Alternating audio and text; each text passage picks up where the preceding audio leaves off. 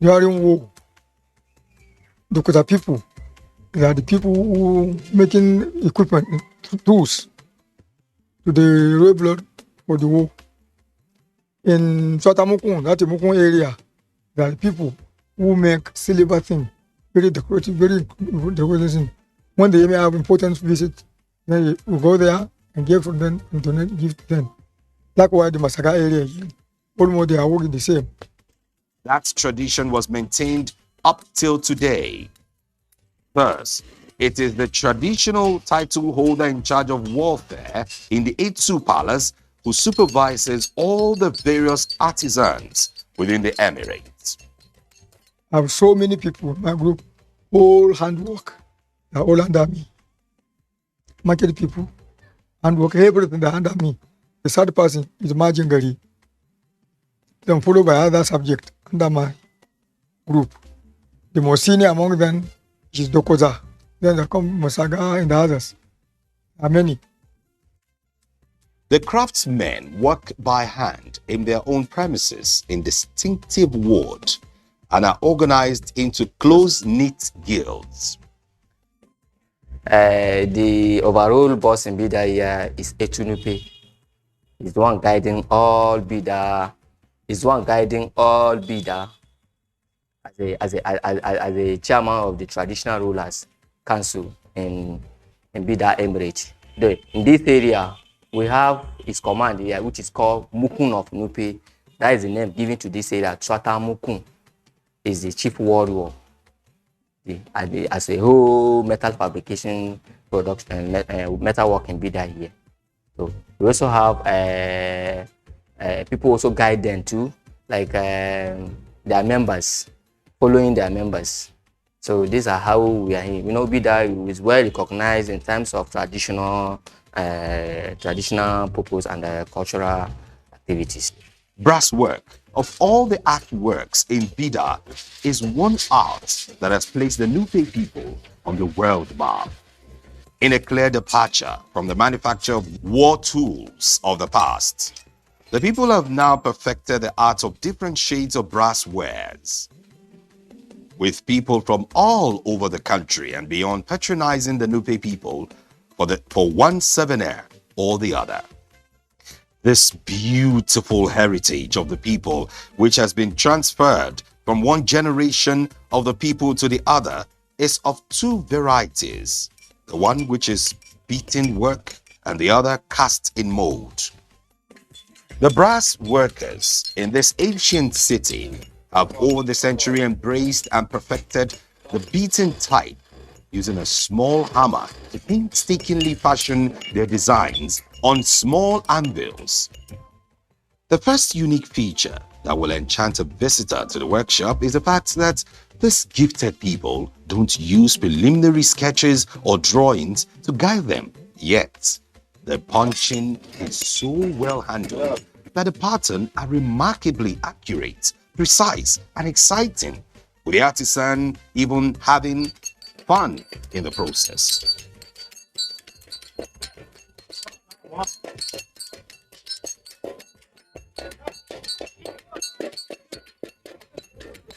A visit to the Gongofu area of Bida will keep any tourist fascinated any day, as he watches the brass worker design and creates different types of objects from raw molten brass.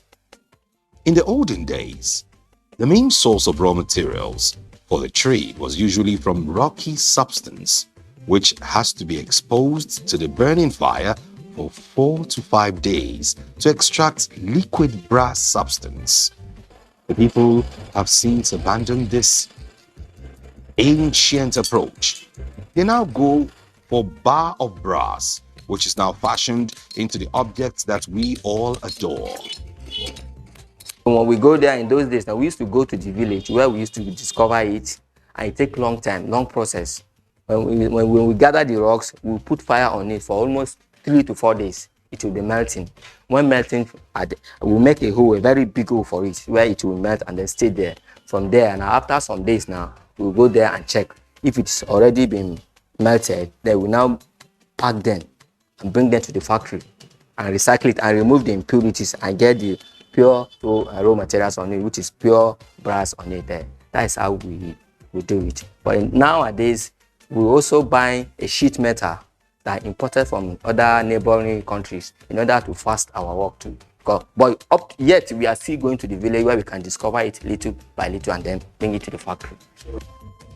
Our experience at the Gongofu area was actually rewarded with an opportunity of having a first-hand experience of a liquid brass beaten into an object.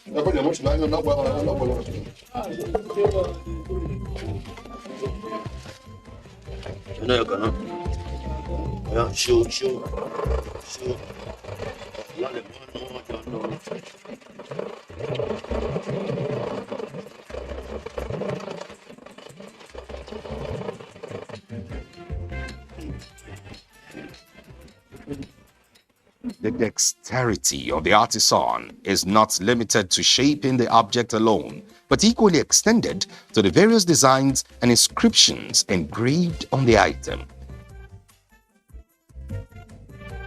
Our object, like other brass, ware received its own bath of lime to bring out the glow. Incredibly, the finished product ranges from trays, bowls, horns, to bracelets, jars, and other objects of considerably beautiful tourist attraction. Most of these items are also ordered for different occasions, and they serve as souvenirs. Now, we find them in different homes, serving useful purposes. Indeed, Bida brass work are objects of pride for the Nupe people. We don't want this our production, our craft work in Bida to die. That is why our grandfathers, they were trained by their father. Our grandfather trained our fathers, and our father also trained us too. And we also have to train our child too. No matter if you go to school and come back, we have to sit you down, tell you about your culture, knowing about your tradition, so that at least, and that today, brass work in Bida is famously continuously and moving to get the target to the wall. Our next port of call on this exploration is the Satamukun area of Bida, where the family has not only passed on the art of brass work from generation to generation, but have also integrated the usage of aluminium with the crafts. The introduction of various household items into their trade has not only turned the entire area into a tourist destination for many, but it has equally become a source of employment for the teeming youth in the area. Different household items and other forms of souvenirs are usually fabricated with relative ease to the admiration of visitors. A trip to Bida will surely be incomplete without a visit to the community. We have a motor, we have a pounding motor the one you use to pound your, to do your garlic, to pound your garlic or so many other things. We also have a high color case. You put up your powder inside and use it to lashes your hair. You'll be watching yourself in the mirror also too on it. If you want to ride an horse, exactly, you must get this. If not, your horse will get you wounded. This is why you are going. This is one we are going to control you in order to move fast or to move slowly. Our mothers also do the weaving too at home. They don't just sit at home just like that. They do the weaving work in order to earn money. The mastery of the trade is usually on display any time of the day. Thus, our crew decided to be part of the production process. We had a first-hand experience of how aluminium products are manufactured, from raw materials to finished products.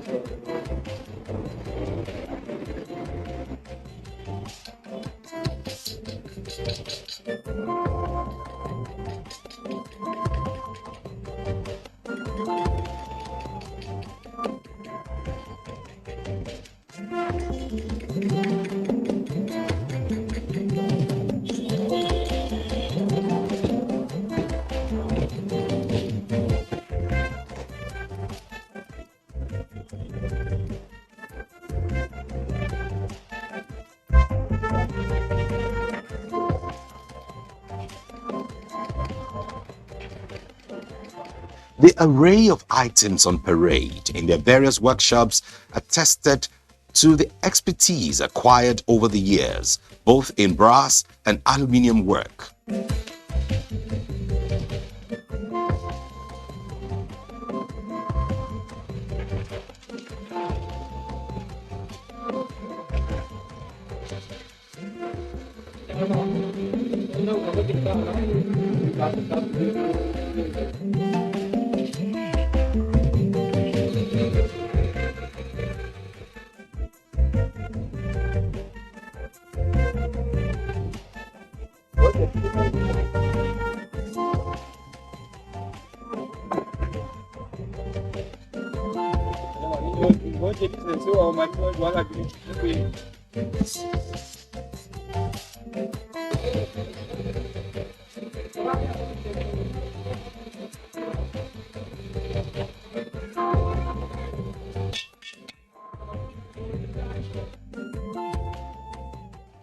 Since our trip will be incomplete without our own souvenirs from the city, the people decided to demonstrate their prowess by producing our souvenir, and especially for us, to our admiration.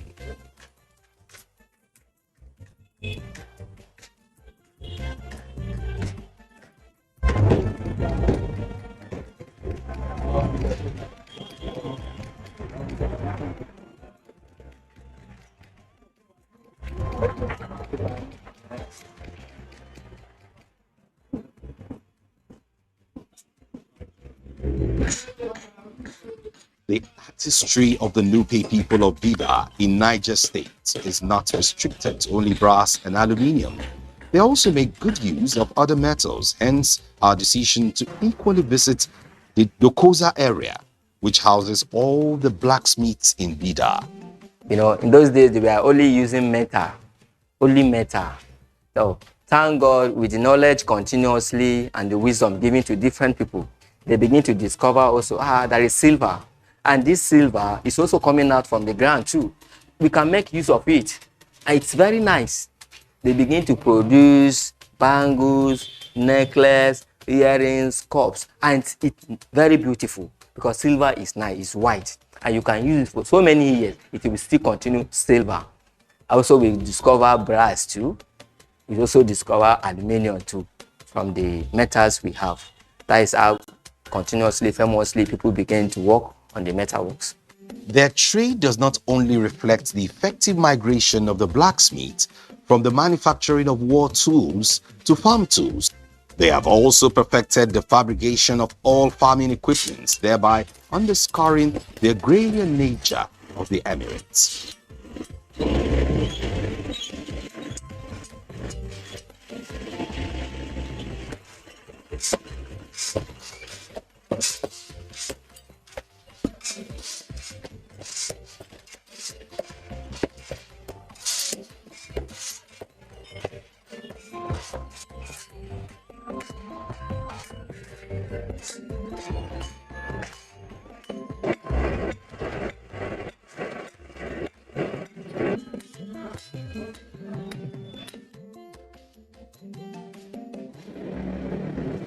Our final destination on this episode is the Masaga area of Bida, reputed for its glasswork.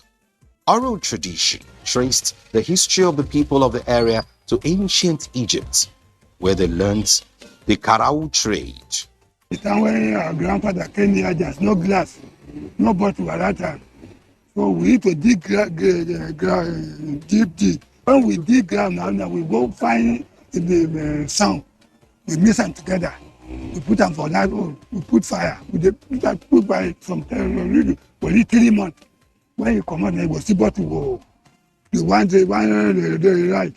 The one who will be the one who will go left. When we come out now, and we take make the neck and everything.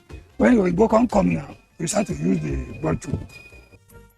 The mastery of the people with glasswork has earned the Emirates great acclaim from far and near, thereby generating a high demand for their various products. It is this high demand for their various finished products that led the community to abandon its old ways of generating raw materials and embrace the usage of bottle and glasses to produce different types of glasswork like beads, bracelets, earrings, and other forms of glass works to the admiration of tourists and other visitors. Now, when the fire brigade, all of them, they get meeting, they came to me, they guide them for us here. So that when they will reply, when they there for NTA, when they will pass out, they bring us for here. Both Pakistan, European, they used to carry them come here. Bida is indeed a custodian of a rich cultural heritage and beautiful artistry. The commitment of the people in protecting and transferring These artworks from generation to generations yet unborn has not only placed the emirate on the world map, it has also ensured a veritable means of livelihood for the people. So, when next you find yourself in north central Nigeria, a trip to this historical city will not only be worth your while, the hospitality of the people and your customized souvenir will linger in your memory for a long time. This is more so in the view of the fact that heritage crafts need support, or else the ancient techniques will vanish. So, support to the heritage craft will help preserve ancient techniques, encourage skills and entrepreneurship, as well as support the local economy. Our country, Nigeria, is blessed.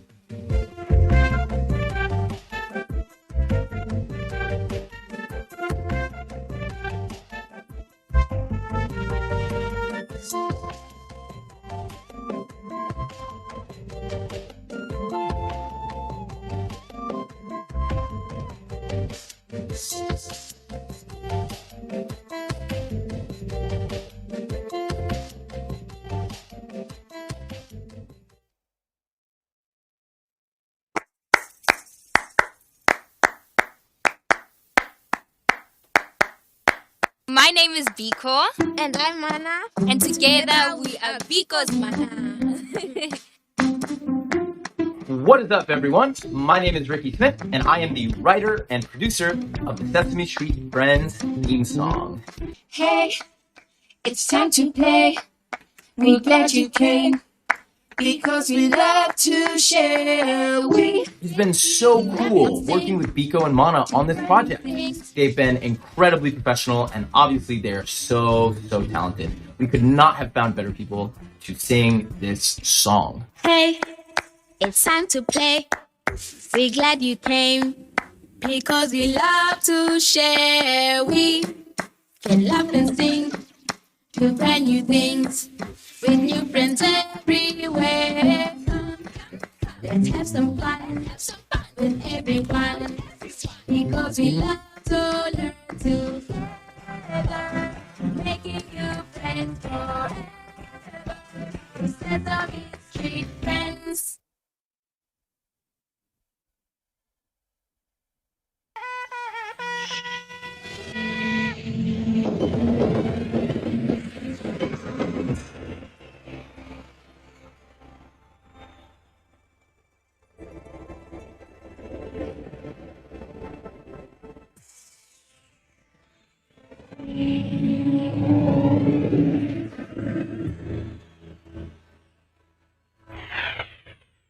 NTA, you can't beat the rich.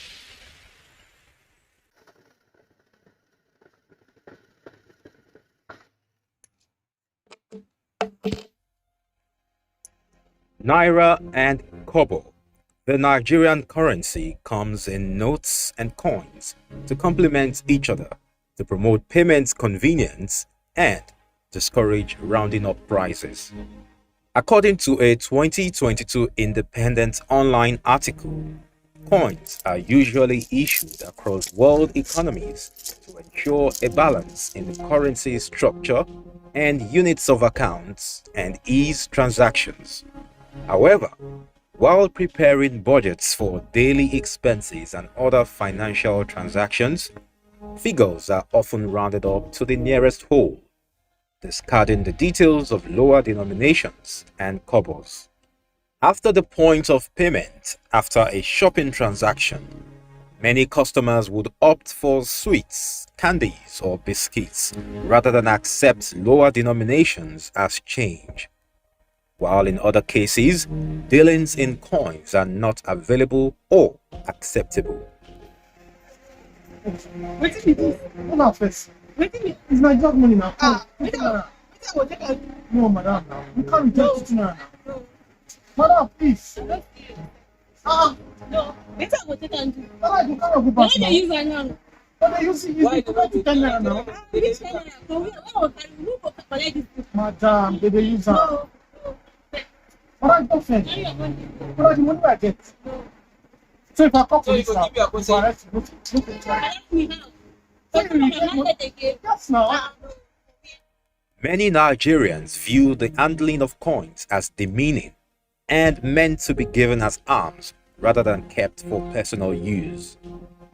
These attitudes lead to increased preference for higher denominations and crowding out of lower denominations of notes and coins. Some people are said to go to extremes like visiting a goldsmith, where these legal tenders are turned into jewelry pieces. In 2007, the Central Bank of Nigeria redesigned the coin series 50 kobo, 1 naira, and introduced 2 naira coins along with lower denominations of the banknotes, that is the 5 naira, the 10 naira, 20 naira, and 50 naira. It included reducing the weight and size of the previous coin types and addressing the problem of rounding up prices. The existence of these structural imbalances justifies higher denomination notes, which, as of 2020, CBN hinted that a sum of 58.6 billion naira was used to print 2.52 billion naira notes. The speed of circulation of these notes was very high and, consequently, gets dirty or faded quickly, which resulted in a high replacement rate, unlike the coins that can stay in circulation for as long as 30 or 50 years. Moreover, coins can easily withstand abuses like poor handling, folding, tearing, writing, stapling, and even spraying at social occasions, which the Naira notes are subject to. Now, will the availability of coins not facilitate transactions and reduce the tendency to approximate prices of goods and services to the nearest currency notes? Will the unavailability of coins not betray the level of accountability? Is the absence of coins not a factor in the rising inflation in Nigeria?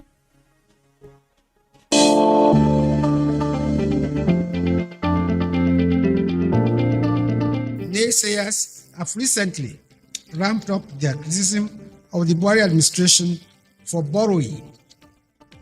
These critics are very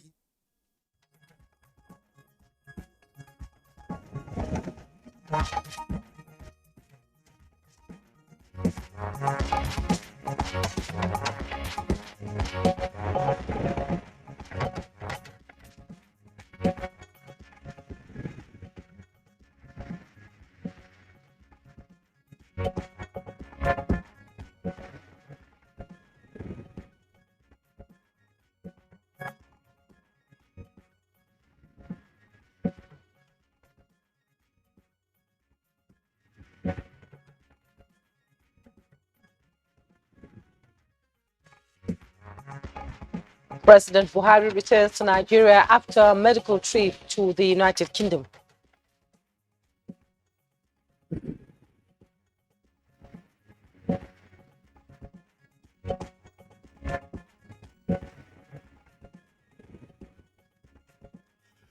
CBN reassures residents in underserved rural areas of adequate options for depositing their Naira notes.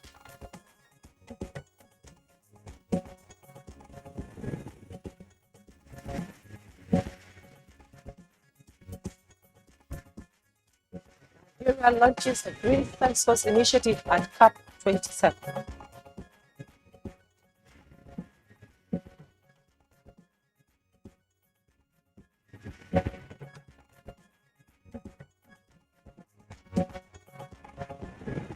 Good morning, Nigeria. Today, our focus is on sanitizing ungoverned operators in the forest sector.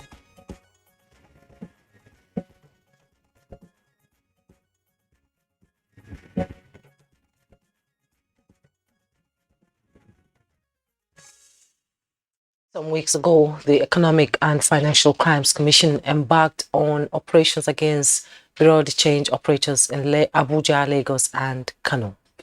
Now, the simultaneous raids were to check the fall of the naira on the heels of the announcement by the Central Bank of Nigeria that effective January 31st, 2023, 200, 500, and 1,000 naira notes would be out of circulation.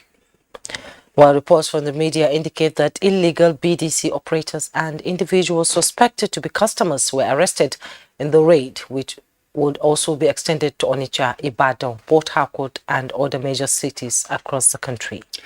Now, these developments, observers noted, are connected to the planned redesigning of the naira, as I indicated earlier, that with effect from the 15th of next month, which is December, new naira notes will be introduced into the market, and those, of course, who had ordered them then tried to convert the illegal hordes into hard currency, which then, of course, resulted in the depreciation of the national currency against the US dollar.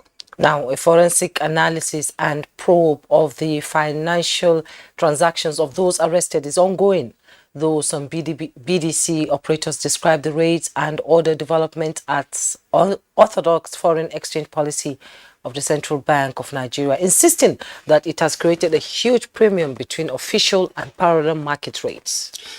There have also been reports about several international organizations, embassies, and others who've been accused of patronizing BDCs. BDCs, of course, stand for Bureau de Change, and this, of course, this is through illegal Forex dealers to fund their institutions. Now, the AFCC has over time reacted to this, insisting it will deal ruthlessly with Nigerian banks that do business with illegal BDCs and report foreign organizations patronizing them. Now, some have attributed a rise in the number of illegal Forex operators to the halt in the license issuance to new Bureau de Change in the country by the CBN.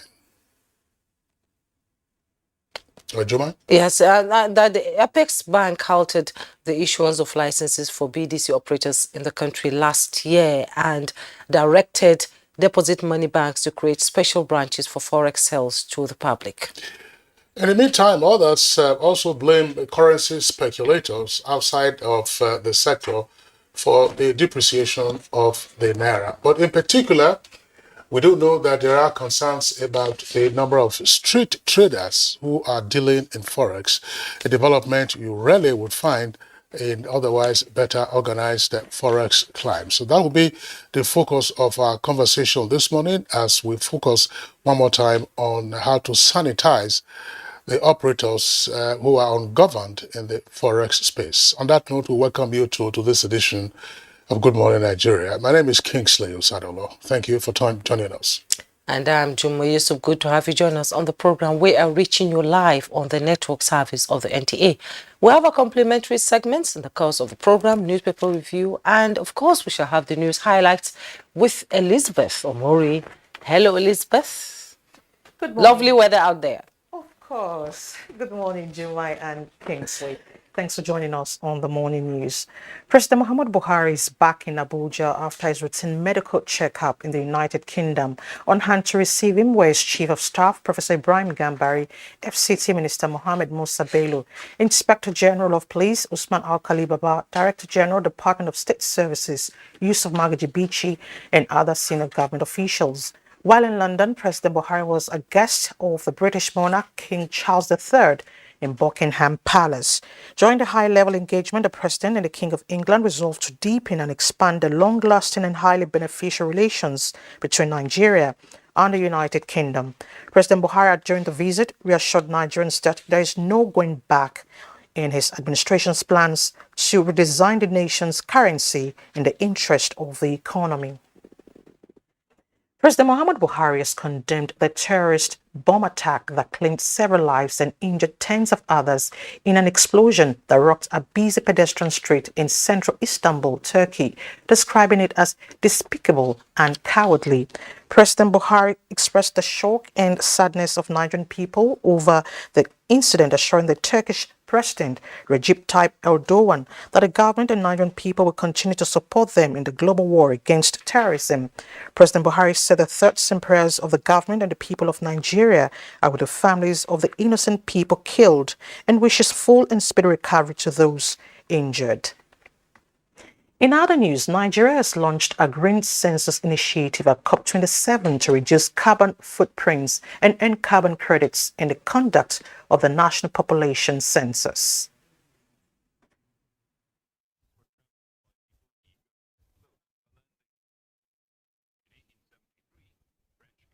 From the questionnaires that we're going to administer, we certainly ask questions about the environment, about the climate change. When we generate that data, we will make it available to the authority in charge of environment and climate change. Data will really help us at the Federal Ministry of Environment, the Budget Office, the National Assembly, and we all use this data, which is very, very credible, and it can help us on issues of mitigation and adaptation. Meanwhile, the banking public in rural or underserved areas may access CBN branches in the 36 states of the Federation to inquire about options for depositing their current 200, 500 and 1,000 naira notes, wallet and account opening processes, financial access points and other financial services. This effort is targeted at achieving a successful swap of naira notes following the redesign, which is already in progress by the Apex Bank. A statement by the Director, Public Corporation Communications of the CBN indicates that agent locations across the country have been fully enabled for BVN registration, opening bank accounts, wallets and e-naira wallets, electronic card distribution and cash deposit, among others. Due to the policy, the agents have also been accorded priority to enable them deposit cash collected through bank branches across the Federation.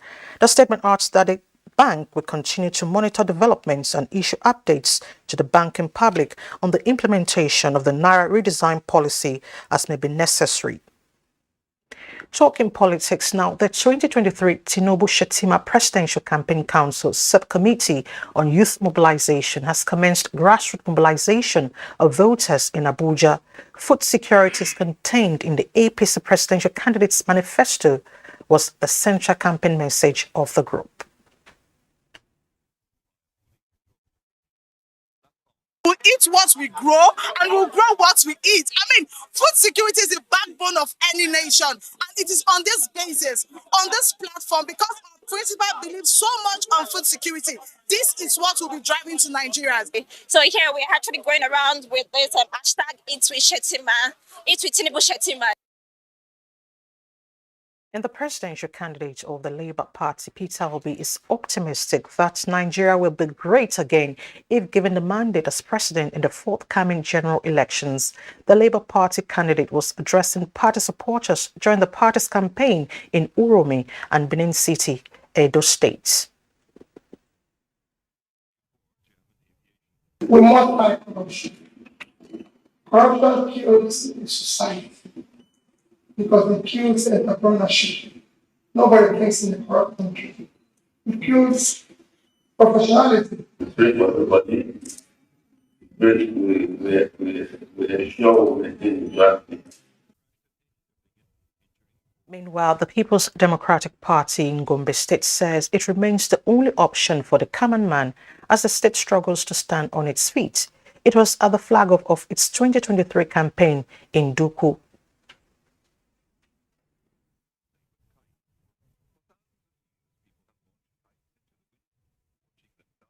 And you have seen the sign. I don't need to mention, like you have said, our team supporters. And this flag of I'm just being organized with a suit for PDP is on ground in Gombe State. There is no doubt about it. It's not massive only in Duku, but all over the state. We have a huge number of supporters, and we will deliver for PDP from the presidential elections to the state elections. Similarly, the Social Democratic Party, SDP, has flagged off its presidential and governorship campaign in Adamawa State. The SDP presidential candidate, Adewale Adebayo, promised to develop critical sectors of the economy if elected. Open the economy, you will fund the roads, and you will enjoy the government of the people. The Adamawa State has been taken over by SDP. It has been taken over by people who know what to do to fix society, and we will fix this society by the will of God. And that's the morning news. Good Morning Nigeria continues with Jumai and Kingsley after this time out. To stay with us. You clean your teeth every morning, but that fresh breath feeling just doesn't last. The answer? Easy. You keep your teeth strong and healthy and give your mouth long-lasting fresh breath with new Oral-B 2-in-1 toothpaste. It helps strengthen your teeth and gives you long-lasting fresh breath. So fresh, feel fresh, and feel fresh. Stay strong, stay fresh. New Oral-B toothpaste for strong teeth and long-lasting fresh breath. My son has always dreamt of being in the spotlight. That's why I give him Born Vita for everyday vitality that gives him the strength to pursue his dreams. Born Vita, strength to dream. Compensation matters and allied industrial relations issues in Nigeria will be at the front burner as Michael Imodu National Institute for Labor Studies, MINILS, in collaboration with National Salaries, Incomes and Wages Commission, NSIWC, and Frederick Ebert Stiftung, FES, organized a two-day policy forum with the theme, Compensation Management in Nigeria, Resolving Dilemmas, Reinforcing Milestones, under the distinguished chairmanship of Comrade Adams Oshomole, former Executive Governor, Edo State. Special guest of honor, Mr. Boss Mustafa, CFR, Secretary to the Government of the Federation. Keynote Speaker, Honorable Justice Benedict Kanyip, OFR, PhD, President, National Industrial Court of Nigeria. Guests and attendees include top government and non-government functionaries. Date, Monday 14th and Tuesday 15th November 2022. Time, 9 a.m. prompt. Venue, NAF Conference Center, Ahmadu Bello Way, Kado, Abuja. Announcers, Comrade Isa Aremu, MNI, Director General, MINILS, Ebontai, Esquire, Chairman, NSIWC, Dr. Daniel Mann, Resident Rep, FES Nigeria Office. Crude oil theft, illegal refining of petroleum products, vandalism of pipelines, sea piracy, kidnapping for ransom, militancy, and environmental degradation are amongst the potent threats in the south-south zone of Nigeria. Accordingly, Operation Delta Safe is being conducted in the South-South and parts of the Southeast geographical zone to protect the nation's oil and gas industries, which is the mainstay of Nigeria's economy. This message is brought to you from the Federal Ministry of Information and Culture.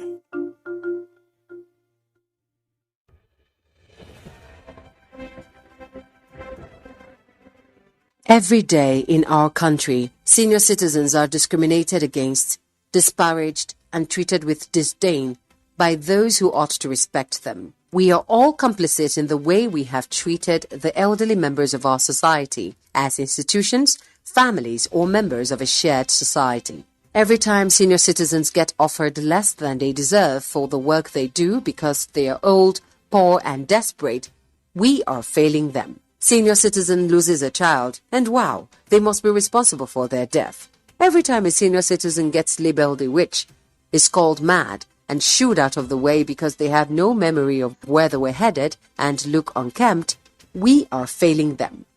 We say, abeg, you don't old, make it do die, make everybody for rest, to ailing parents, uncles, and aunts. That's discrimination. That is neglect. When you see an old woman getting beat up and being accused of witchcraft, do not turn the other way. Stop and teach people that white hairs, wrinkles, and hunchbacks are no evidence of witchcraft. Aging comes with a memory decline. Sometimes it's not out of place to have elderly people lose their way, forget details of their lives, and how to properly take care of themselves. When they get to this stage, they deserve your empathy, not scorn. Our ailing fathers, mothers, aunties, and uncles are deserving of quality healthcare and peaceful transition. Make their last moments memorable. Senior citizens have paid their dues. They deserve your care. Stop all forms of discrimination against them today.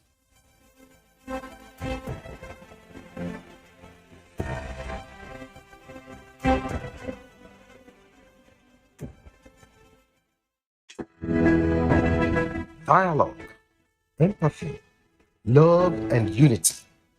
These are vital components of nation building. For all to be well, we appeal that we should refrain from volatile, provocative, inciting messages and language.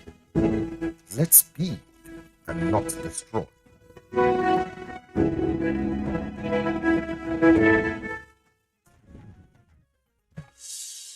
You're welcome back. And on business news, small and medium-scale operators advocate more financial interventions to boost businesses. Let's join Comfort Amadou.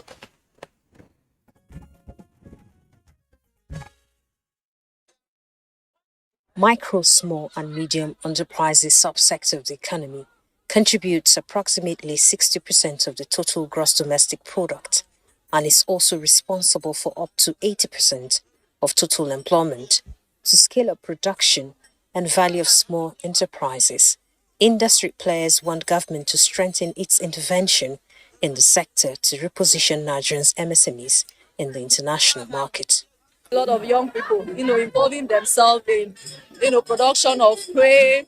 Everybody wants to get skillful because that's where the money is coming from now. Ankara business generally is so forward moving.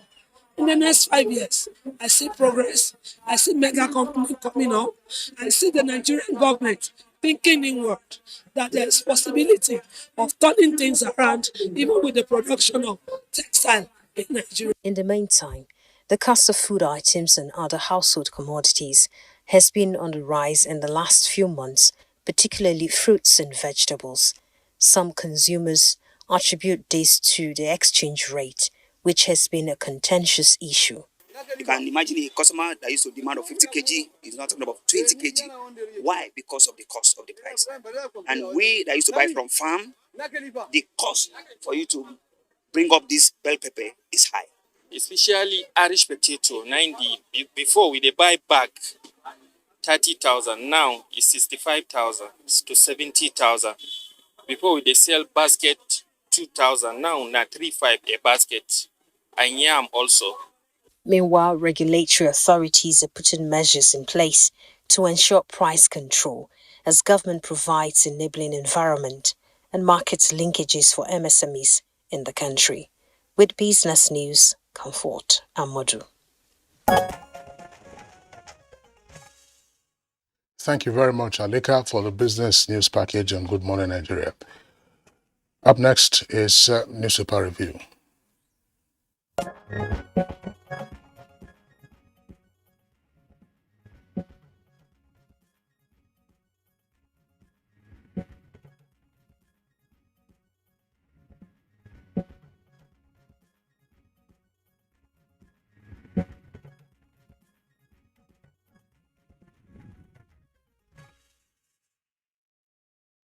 And we have like two papers here to review.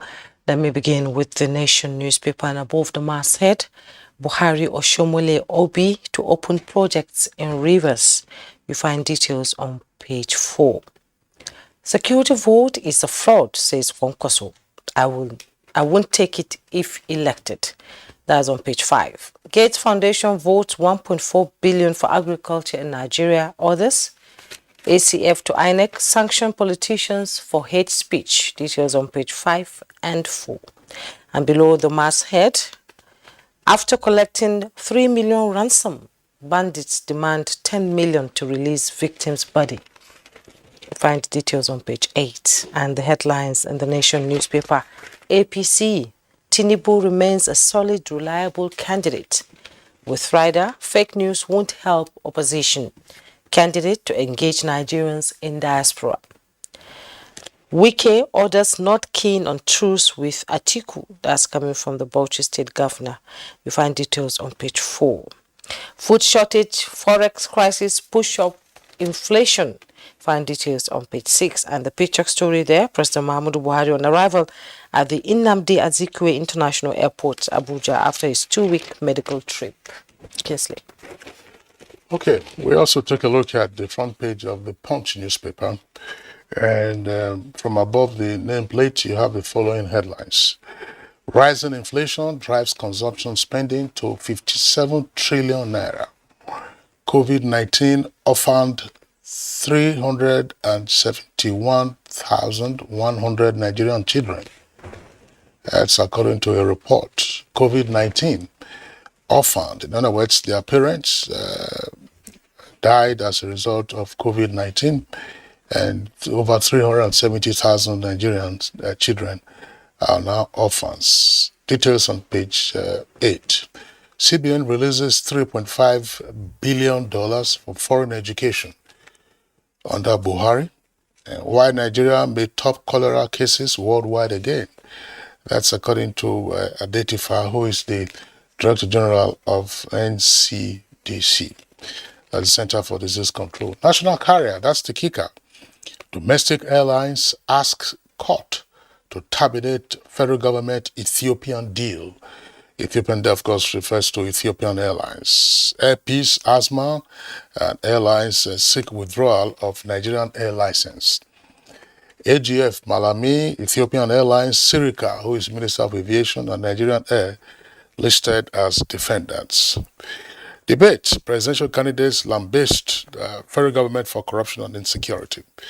Flood affected 3.2 million Nigerians, 1.4 million displaced. That's according to United Nations. Missing businesswoman found killed by Lagos one-chance robbers. That's on page 5. Celestial Church sacks guard, apologizes for attacking Punchman. Another story inside the paper. So those are the headlines.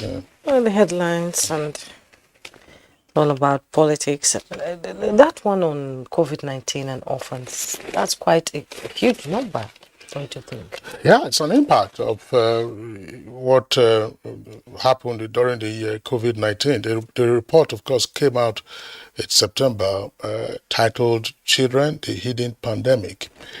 And that Nigeria is amongst the countries in the world where children suffer significant losses of their caregivers. That's what the report is, as I said, an indication of what happened between March 2020 and May 2022.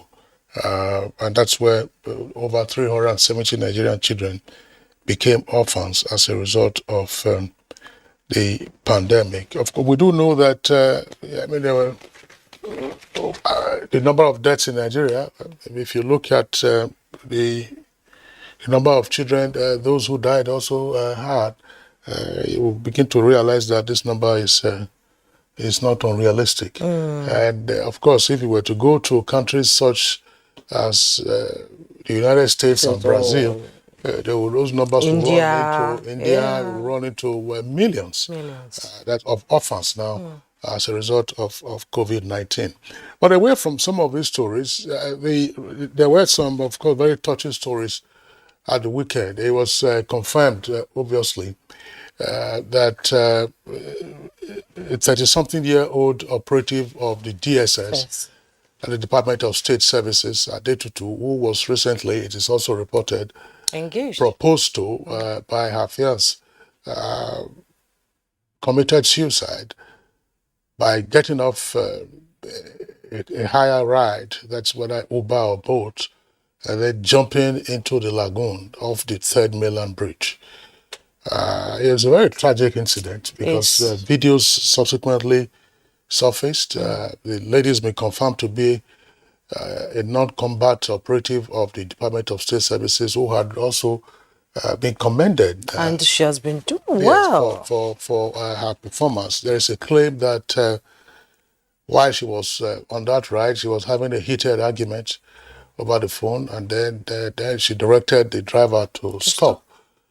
I'll just ask a question. I mean, if you are conveying a passenger and the driver tells you, I'm sorry, you are conveying a passenger or a fare, and the passenger says stop, and you're on top of that bridge, I think they're advisable to, because there's nowhere else you will go to once you're on the bridge. I mean, the bridge is a thoroughfare. Yes. I think it's advisable for everyone to take certain precautions now. Say stop, move on. Move on until you get to a place where dry land. Yes, yes. Because there are some patches of island around the Third Mainland Bridge there. When you are exiting to Adekunle and then onwards to University of Lagos and elsewhere, it's a very big incident. Again, it raises the whole question about depression. Depression. People are going through all kinds of things. People may be happy or look happy and smiling, pretending to be happy on the face of it, but again, they're probably having deep agonies that nobody knows. We also have to, well, I don't know, assuming the story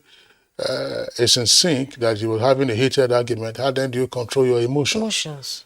You know, how do you manage? It must have been something that she has been bottling in for a long time. You just say, okay, why don't I die? Everything will have to end when I'm no longer here.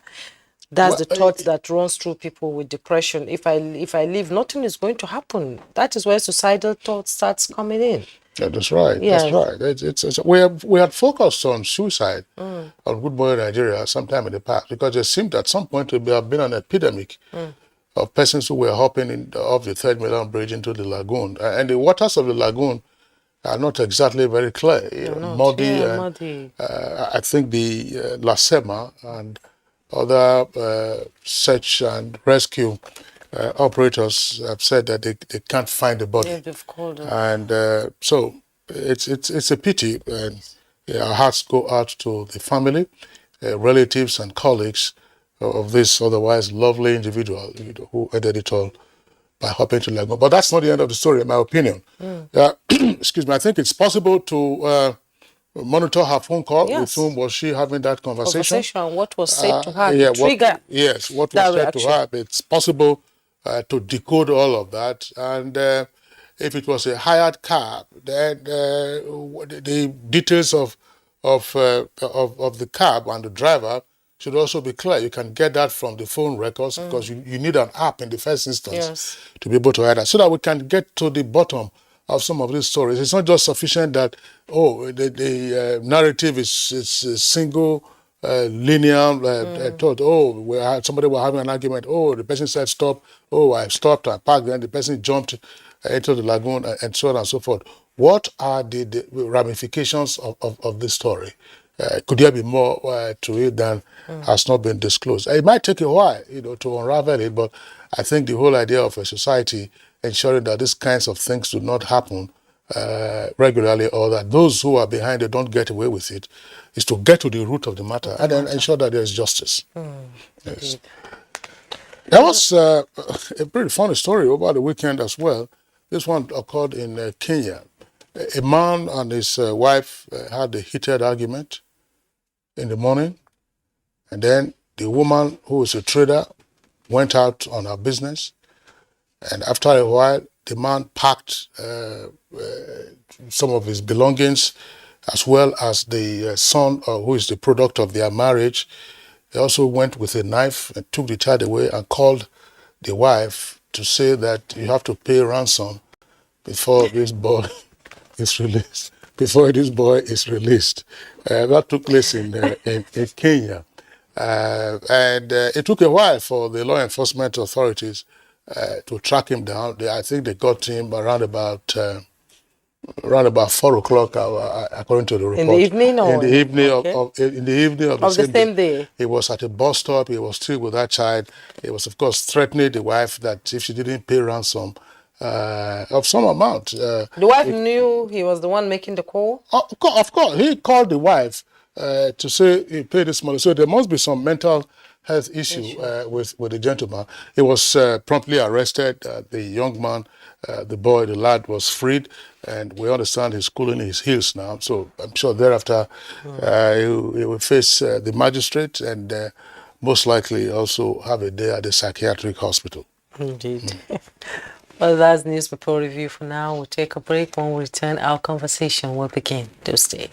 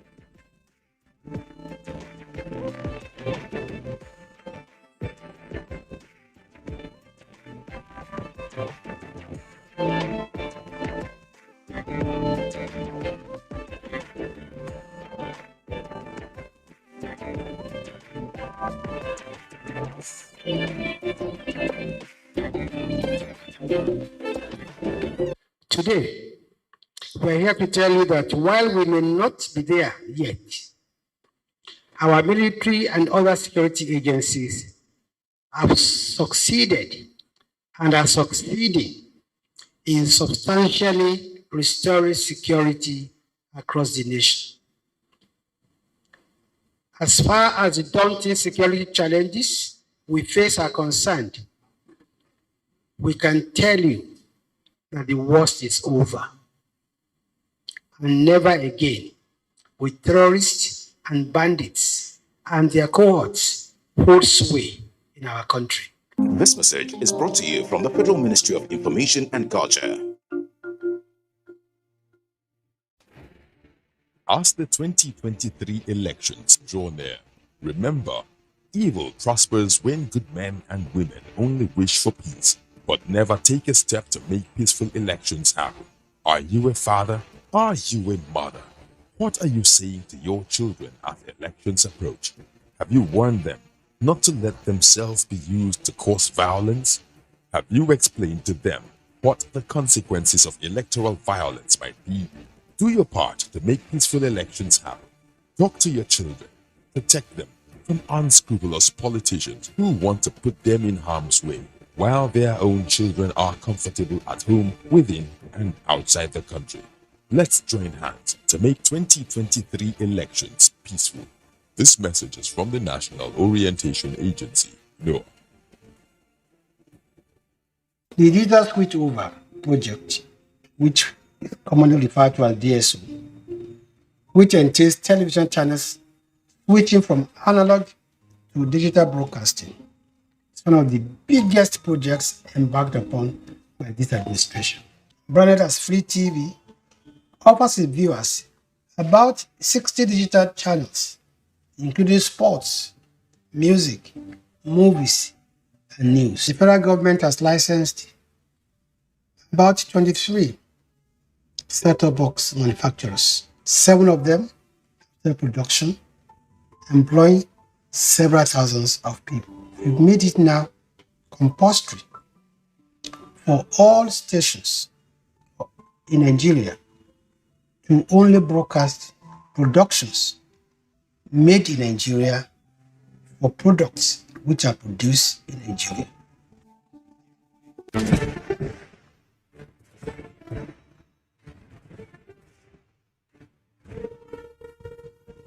Finally, the hero of Nigeria's democracy has arrived. He shall usher us into a new phase of development, peace, and prosperity. He is the father of the new Nigeria, His Excellency President Muhammadu Buhari, GCFR. Welcome to another season of giving Nigerians hope yet again. We are sure of a great future for both ourselves and generations yet unborn. We look forward to your leading us as a nation into our manifest destiny. Though the challenges against us as a people are many, we know that your leadership shall set us on the right path to our greatness. A new dawn beckons on us all, and having you as our president is a precursor to this. Thank you for believing in Nigeria. This message is from the Nigerian Television Authority, NTA.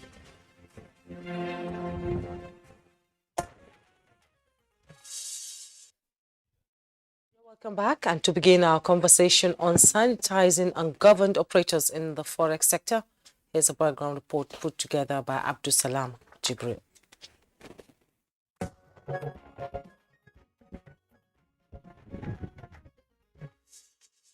A few weeks ago, the Economic and Financial Crimes Commission (EFCC) raided some erring Bureau de Change (BDC) operators across the country in a bid to bring economic saboteurs into its dragnet. Some experts note that the EFCC's clampdown of some of these illegal forex dealers is not unconnected to the planned redesign of the naira. Recall that the Commission has since cautioned BDC operators against working with currency hoarders who would attempt to seize the opportunity to offload the currencies they had illegally stashed away. Following the raid, the BDCs decried what they called the unorthodox foreign exchange policy of the central bank. They maintained that it has adversely impacted on the naira stability across all markets and created huge premium between official and parallel market rates.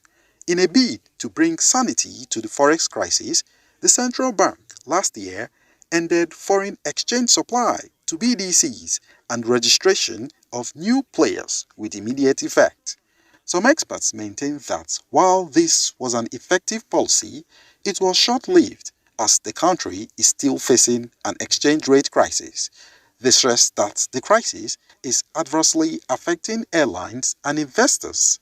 Chronic dollar shortage has become a constant complaint of businesses operating in the country. How can the forex crisis occasioned by the rush for the dollar be curbed? Beyond the clampdown on erring BDCs, what more needs to be done to ensure that saboteurs are brought to book and the forex exchange sector is sanitized? These will form the crux of discussions on the program as guests speak to sanitizing ungoverned operators in the forex sector shortly.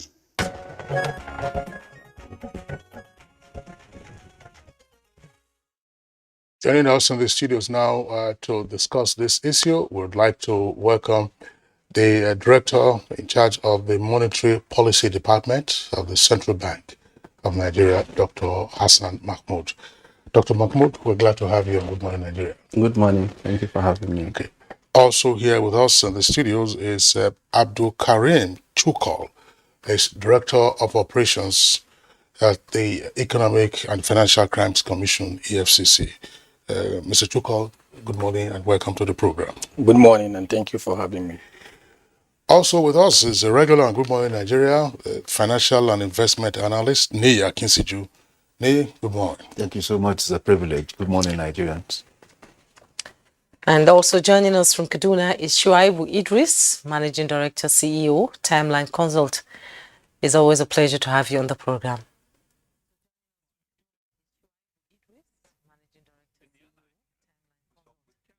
Always a pleasure to have you on the program. Thank you, Jumai. Good morning, Nigerians, and thanks for having me. All right. We're trying to get the Zoom connection to the president of the Association of Bureau de Change Operators, Dr. Aminu Gwadabe.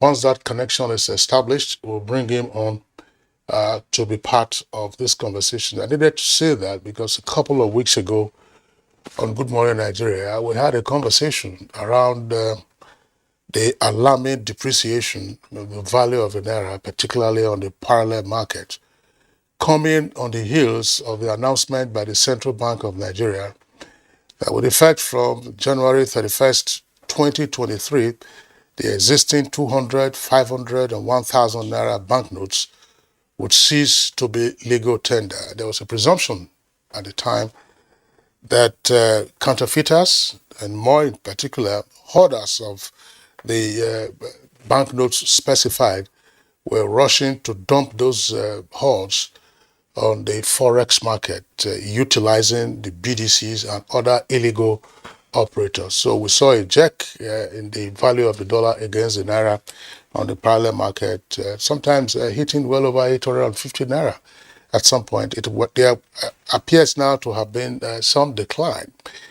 But when we had that conversation, Dr. Aminu Gwadabe, whom I said we were seeking to establish a Zoom connection to and join, did say, among other things, of course, along with other guests, that one of the challenges that the unofficial Forex market faces is the activity of persons in the ungoverned space in the Forex market. These are also ungoverned operators. We understand there are some 6,000 licensed BDCs, but every corner you go to, in major cities in Nigeria, here in Abuja, a notorious location is Zone 4.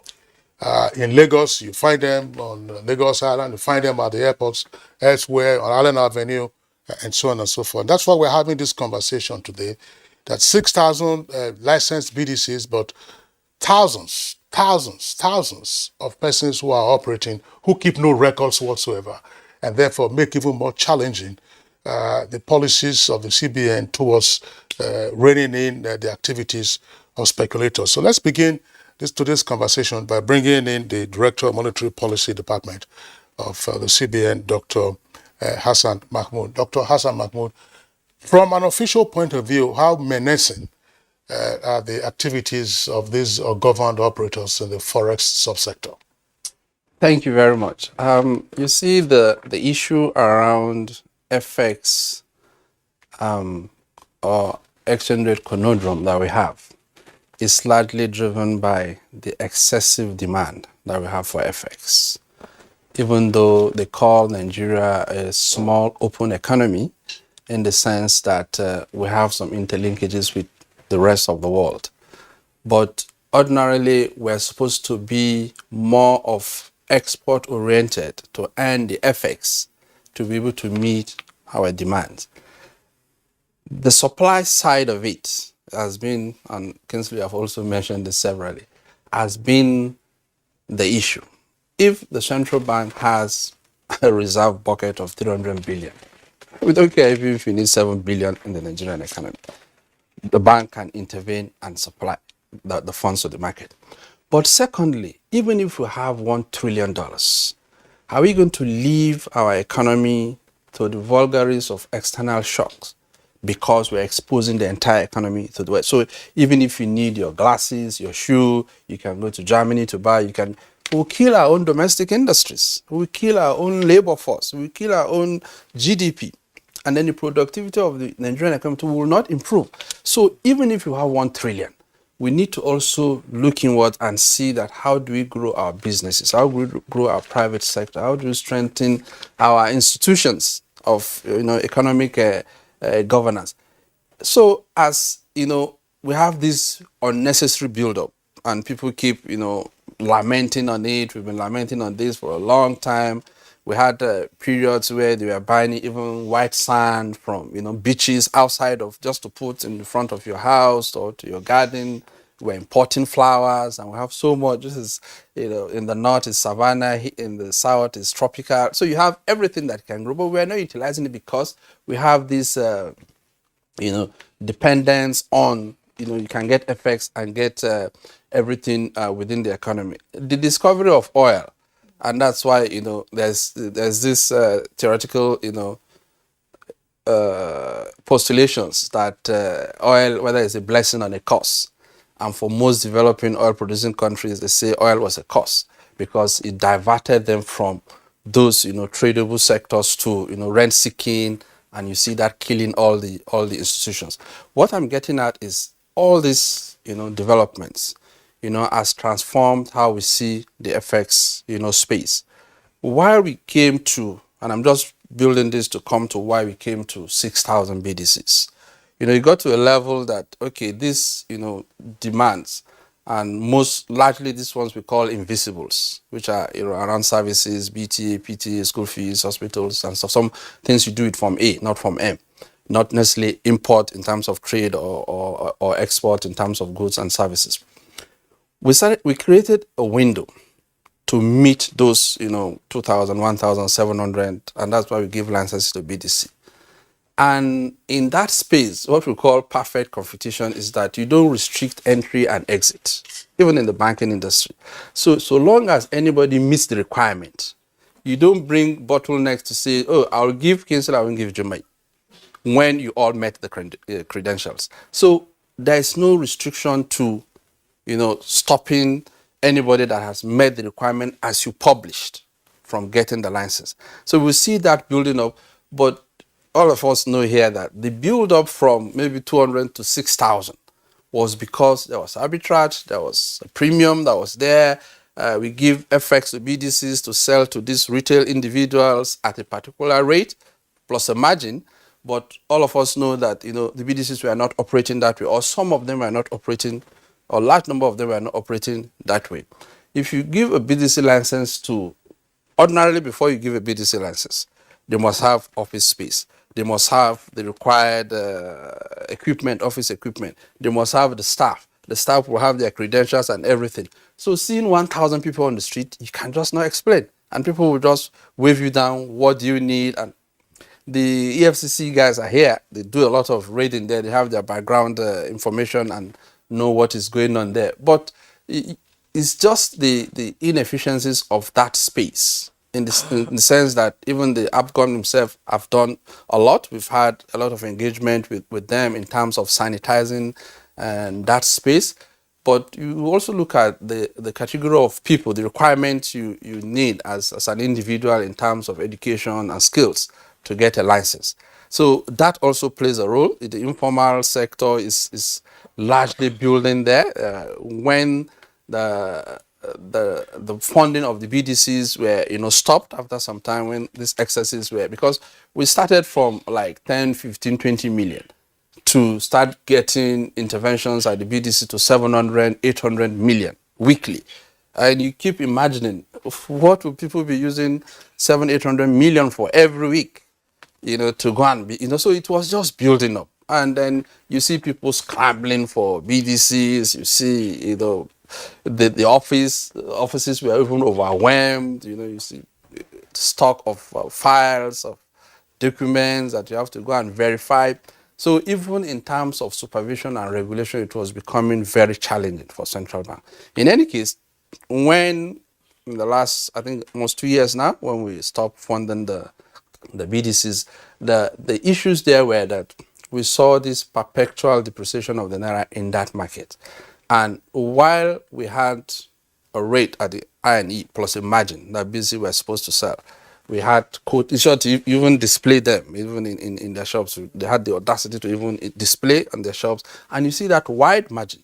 And in any economy, the higher the premium between the conventional rates within the banking system and the rest of the market shows the inefficiencies of that rate.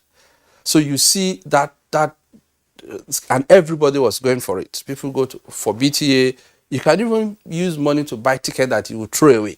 Because when you sell the dollars, you still net out the loss from the ticket you bought and didn't use and still have a margin.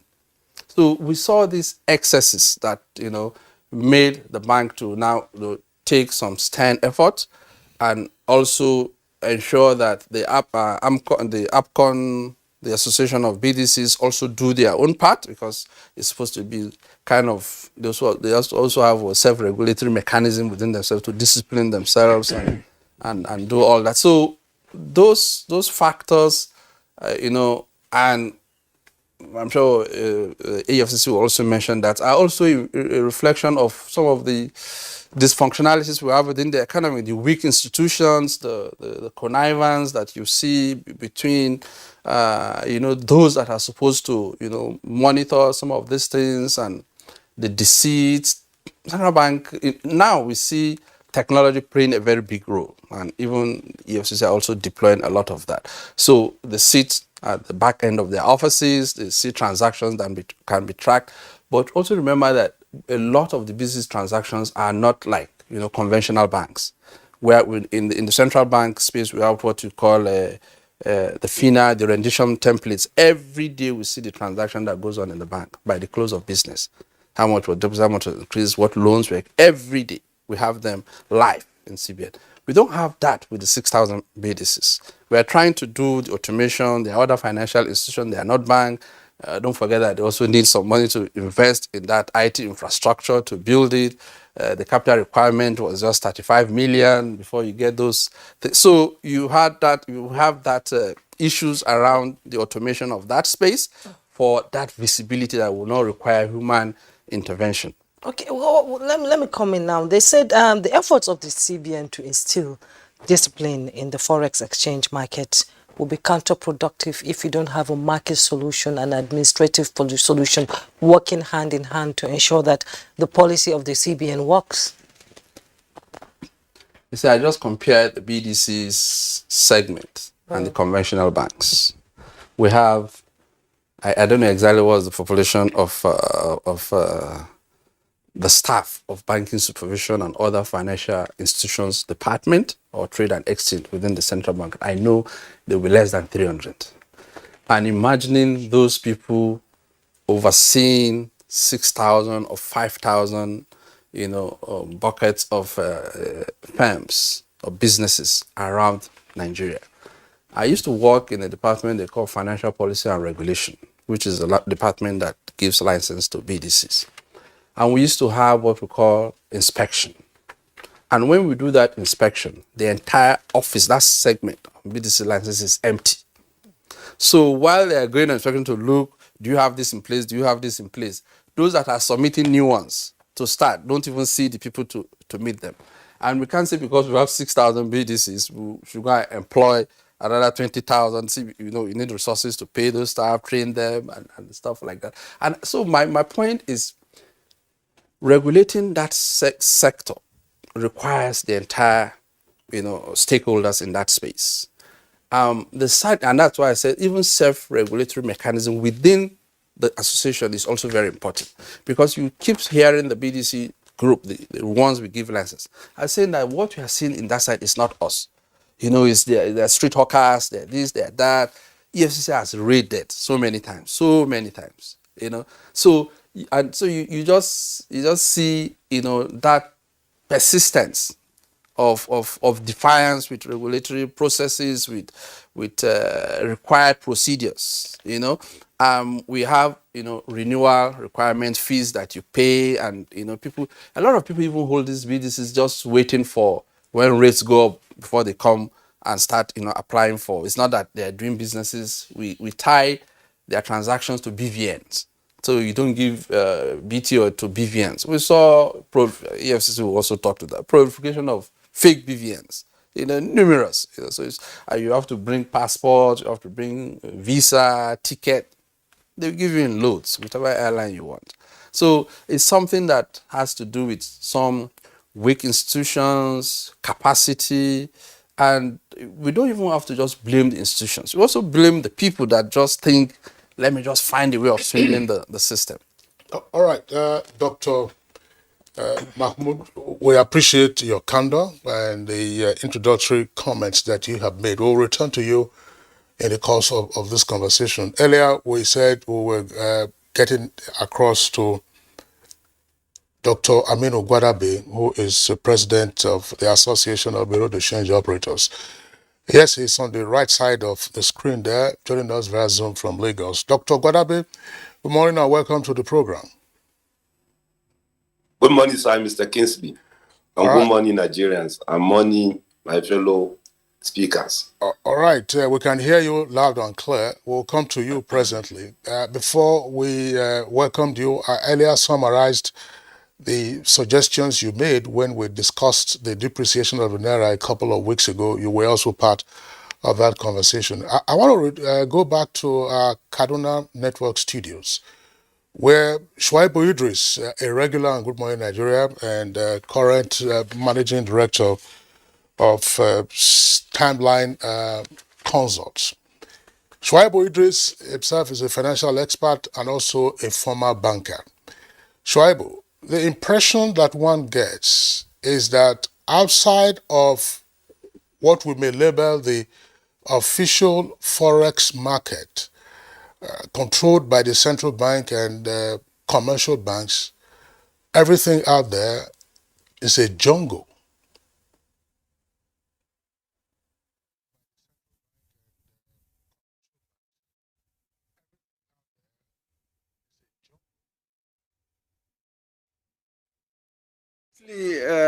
Thank you once again.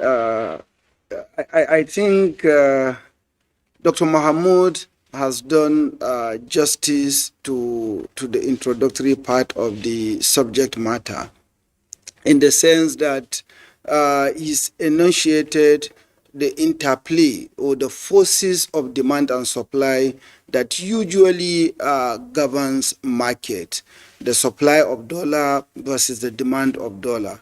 Yes, today we have what we can say two distinct markets.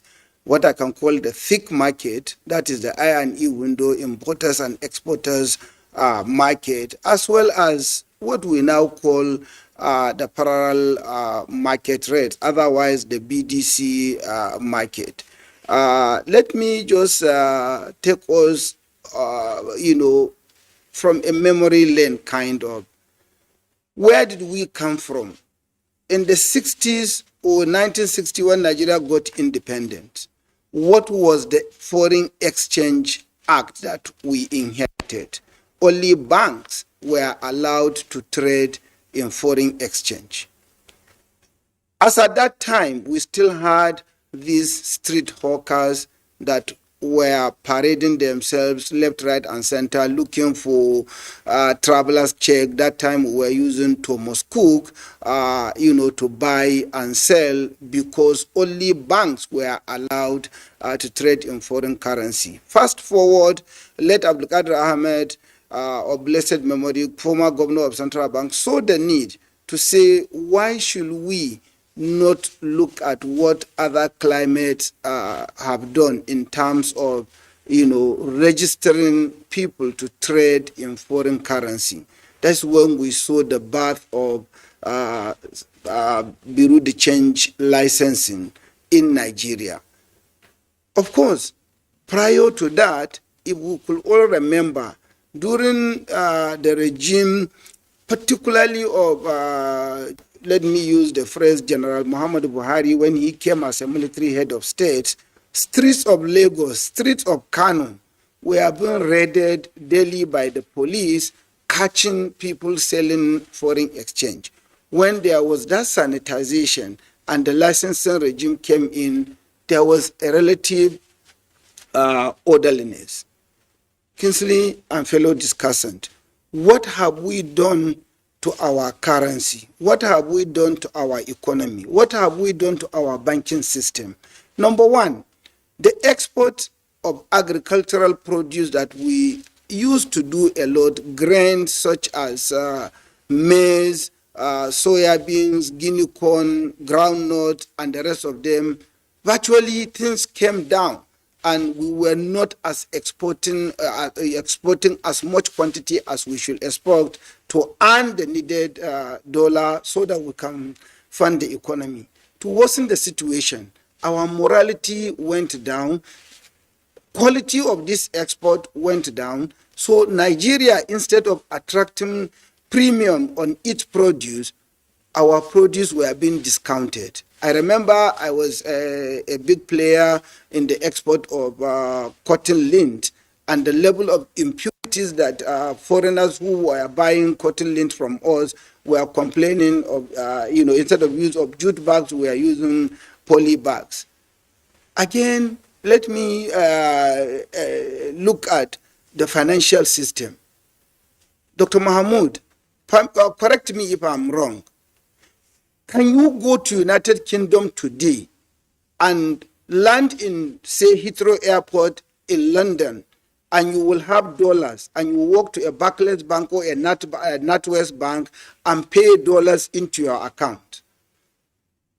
The last I checked was you can't do that. What you will be allowed to do is to go to a BDC to change your dollars into pound sterling before you pay into any of the high street banks in the UK.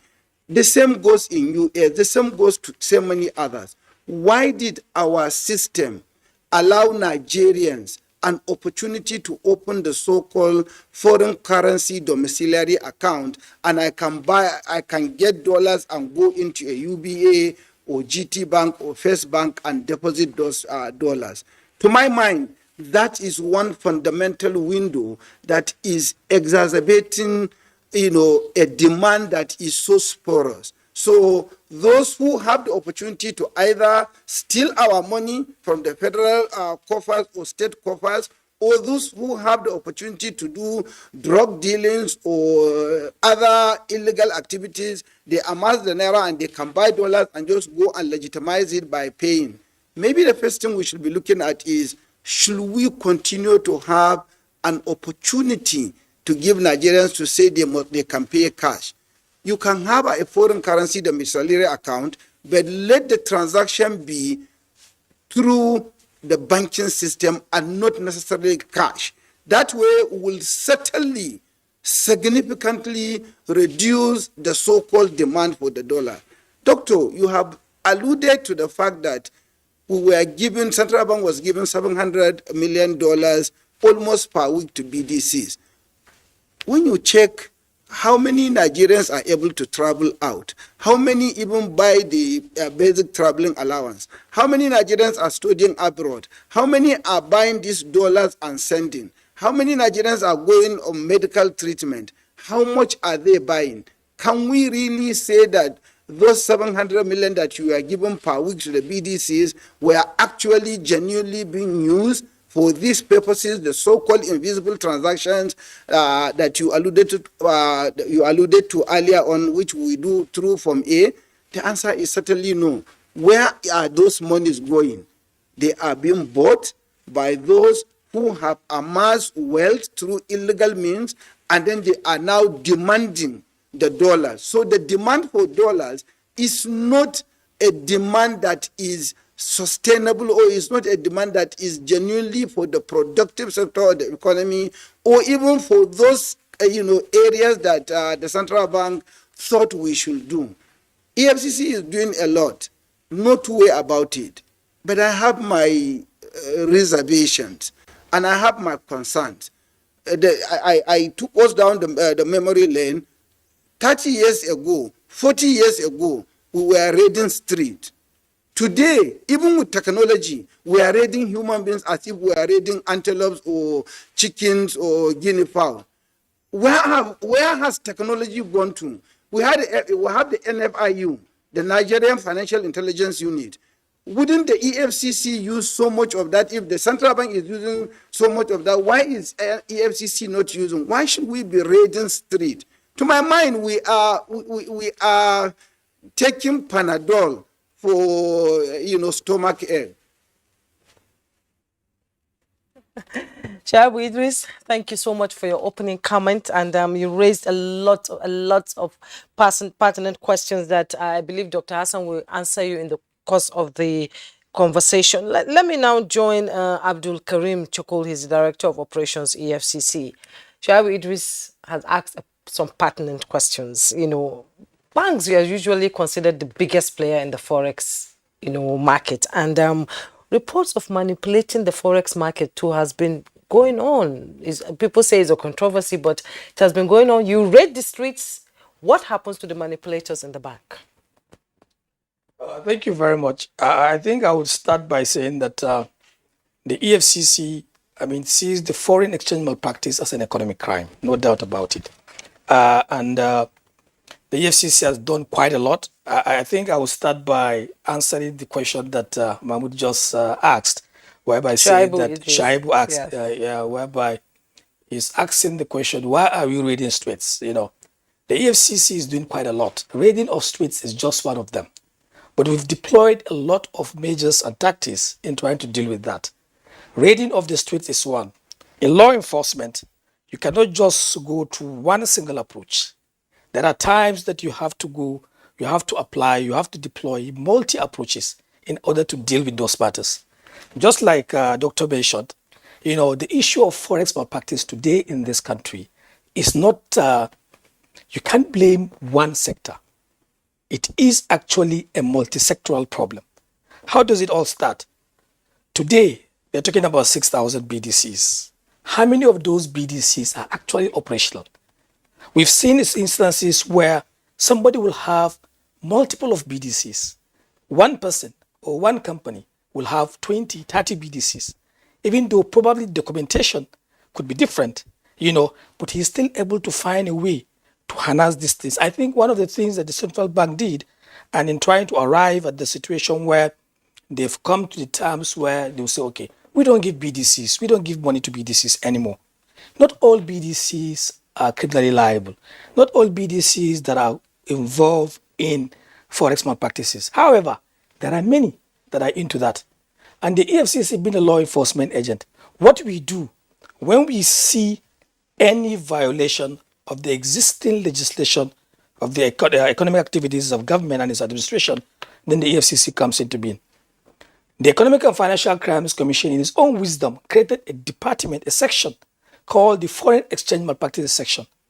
And this section was created in 2016 when we saw that there was a need for that. Why do we do that? We've seen instances where money laundering are being used. Forex, they exploit that space to hoard money, to change money for an exchange, and we see that as economic sabotage. Many a times, the EFCC has investigated many cases where at the end of it, the best way to even launder money or to save money is they go to not even the BDCs themselves, but those that have dollars. They don't see getting dollar as a value to maybe travel or so, but rather it's just used for storage, and it's very easy to move around with this. Several measures were put in place. If you could remember, since 10 years ago, EFCC has been at the airports. We've arrested lots of people who are taking money out of the country, bulk cash movement. Some in excess of $6 million US, some $2 million US. And a lot of them are taking this money out of the country. We understood that at that moment, we know that there is no way that somebody is going to take $6 million out to buy goods. Rather, they're taking it there as a form of money laundering. Some were prosecuted, monies were recovered, forfeited to the federal government as well. So our approach is not only raiding of streets, but it became very, very necessary for us to do that recently. Why do I say so? The EFCC has engaged the central bank on many of the policies and guidelines that are there. We've also engaged the stakeholders. Who are the stakeholders there? The BDCs are the stakeholders as well, because you cannot do this thing alone. It's a whole of society approach, or rather whole of government approach. BDCs, even the Nigerian Customs Service, who by their statute, they are the airport, with these that people that declare, if you have excess of $10,000 or any negotiable instruments, you have to declare. So we're working with them as well. We also work with banks. Not too long ago, we had meetings with banks. We also had a meeting with the central bank. All these meetings is geared towards achieving our aim, that is addressing the issue of foreign exchange malpractices. Quite a lot has been done. But like I said, each and every sector has its own challenges. For instance, in the banks give PTA, they give BTA, and so. But we've seen instances where people go to banks. It's much cheaper now to even buy a ticket. You're going to Ghana, but you get $4,000. You're going to any other country, you get $4,000. Probably the ticket to go to that country, to go and come back, is less than $500 or $600. So it's worth it for them to go there.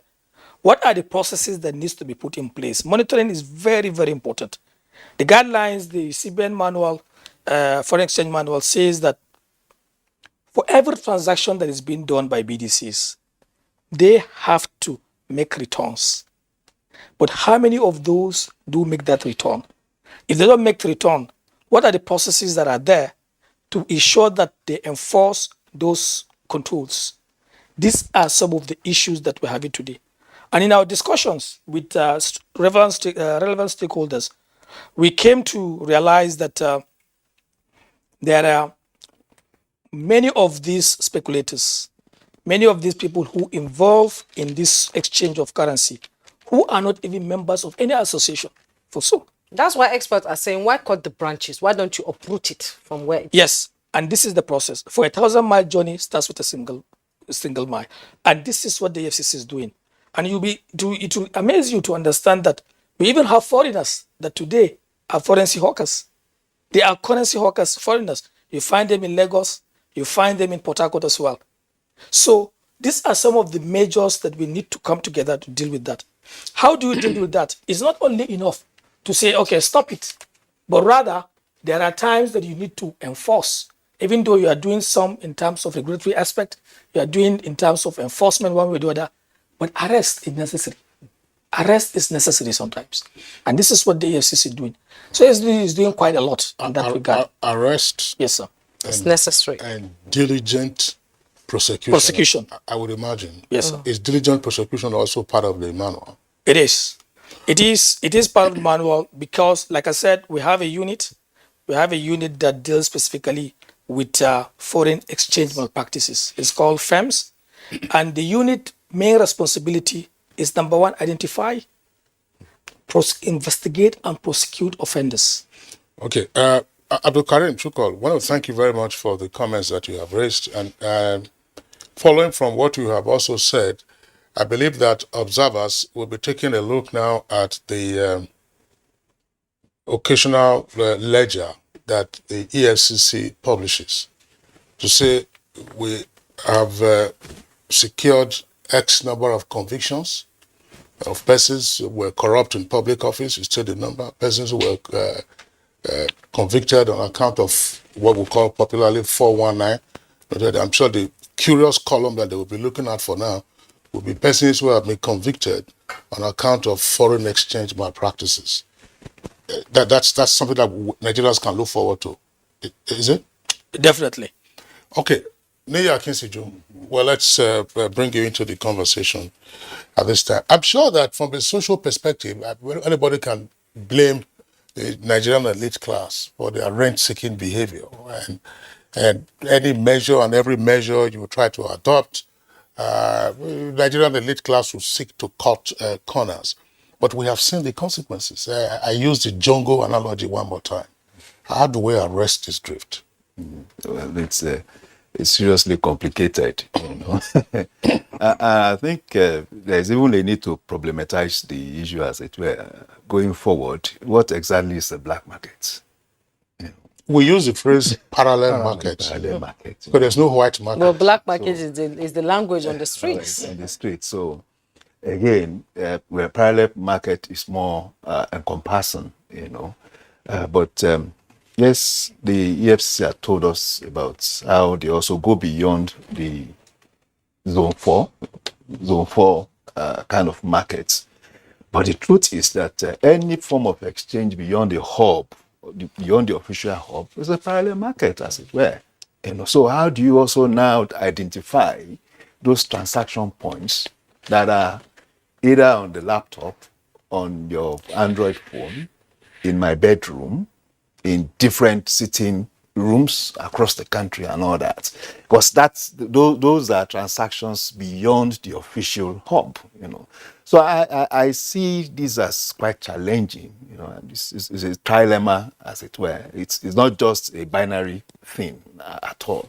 So I have continued to review it, and of course the immediate resolution is still about the supply side, you know, of our foreign exchange, as it were.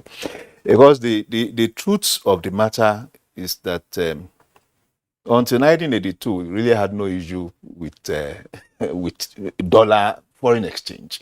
Between the 1973, 1982, 1973 Arab-Israeli war, you know, when we had this boom and so much foreign exchange intervention in our economy from everywhere. Nobody was talking. We, like Doc said, people were importing to justify access to dollar. But from 1982, we started control.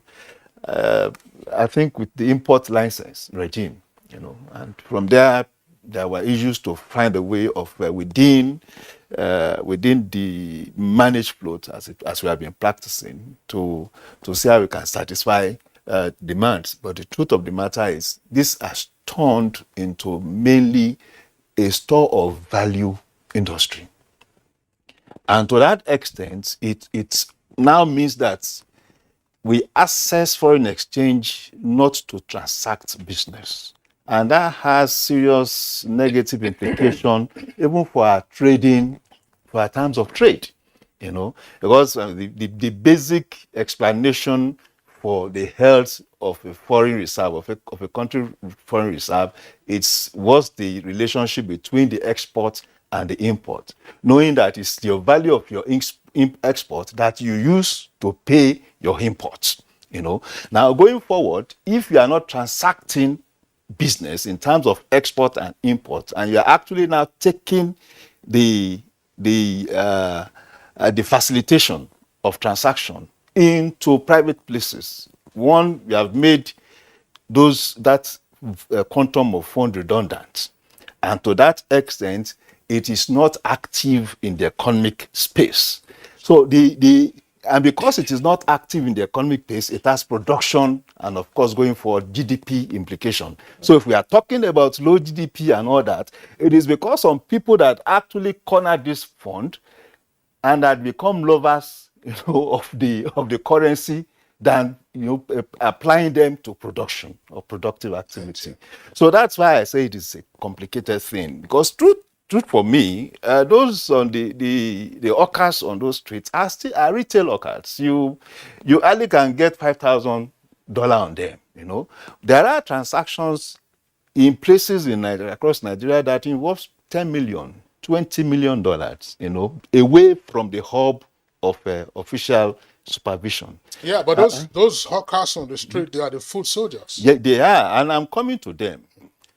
They should not be on that street, perhaps if we have gotten the model right, For me, the model of the CBN registering and distributing money, allocating foreign exchange every week, as it were, then to them, actually mushroom them and encourage that industry. There is no reason the CBN, the monetary authority, should allocate funds to BDCs. We know how BDCs operate across the world. They are supposed to be how do I call it, collectors, of independent tourists, retail sources of foreign exchange, and use what they have mobbed, from incoming currency to, of course, satisfy basic retail needs. So there's no way you'll be allocating money to people, even if it's naira you're allocating every month. Nigerians, I would, as a businessman, see it as good business. I will apply to be part of it. In this country, when you are even sharing papers, we want to be interested in collecting papers, not to talk of sharing dollars. We would make effort at it. So I endorse. I still endorse. That's the rent-seeking behavior. And it's even go. I think it should go beyond the BDCs. That is why, yes, a policy action has been taken against the BDCs, and I hope there will be no reversal about it. Over time, there will be correction in that market. Which policy now? That's the banning access of BDCs to allocation. But economists have also called for the need for regulations so that they can create an avenue, for the sale of Forex. If not, they are warning that undue pressure will fall and, more, depreciation of our currency looms. Our problem is not about accessing. It is not about the distribution channels. That's not the problem of Nigeria. What is the problem? The problem, as I said, is the supply side. Creating enough supply to meet basic needs. With regulations. Of course, there's regulation. There's enough regulation. It's perhaps the most regulated aspect of the national economy, the foreign exchange. Seriously, the adherence is the issue. Since 1994, we had the National Economic Intelligence Council, the National Economic Council Intelligence Establishment, etc. Act, that clearly in Section 11 or thereabout, banished any act of transaction, foreign exchange transaction, beyond the official the official hub. It's clear since 1994. So it's not as if it's whatever the EFCC has been doing. It's not a makeover. There's a lot to it. So what I'm trying to say essentially is, the EFCC, the CBN, has a huge responsibility. One, tracking down, of course, those beyond the Zone 4 kind of market, to using technology to track those other transactions under the roof. One, of course, take care of money laundering concerns, and then take care of the concerns of the redesigning of the naira that has turned a torpedo more or less on the foreign reserve. I mean on dollar reserve. But my concern really is, how would EFCC do that? How would the central bank do that? Okay. We will pause you in the meantime so that you catch your breath. And when we get back to you, you will, of course, give us your thoughts on what you think the CBN and the EFCC and others should do with regard to that. Dr. Aminu Gwadabe, President, Association of Bureau de Change Operators, we are back to you now. I did acknowledge that you provoked our thoughts in this direction when you were part of the conversation a couple of weeks ago. And you said, look, part of the challenge that the APCON is facing is coming from the ungoverned operators in the Forex space. You also draw attention to the fact that what was going on at the time, we were seeing as the dramatic depreciation of the Naira was a bubble. I wouldn't know whether the bubble has burst. But we are hearing more this morning about what is happening in the ungoverned space in our Forex market. The EFCC Director of Operations tells us that you even have foreigners now who have joined the ungoverned operators.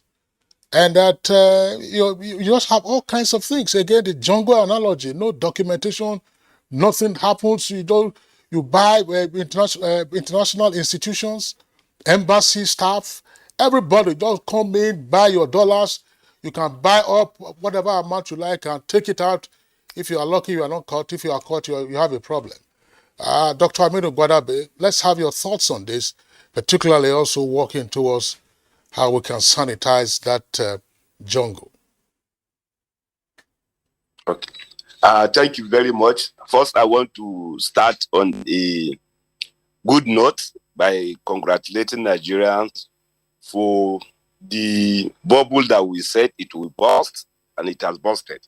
Because we have seen Naira appreciating at least about 26-30% from 900 to about 7, in fact, even up to 680, if not because of the resistance that begin to erupt also from the sellers of the currency, thinking that it will be reversed.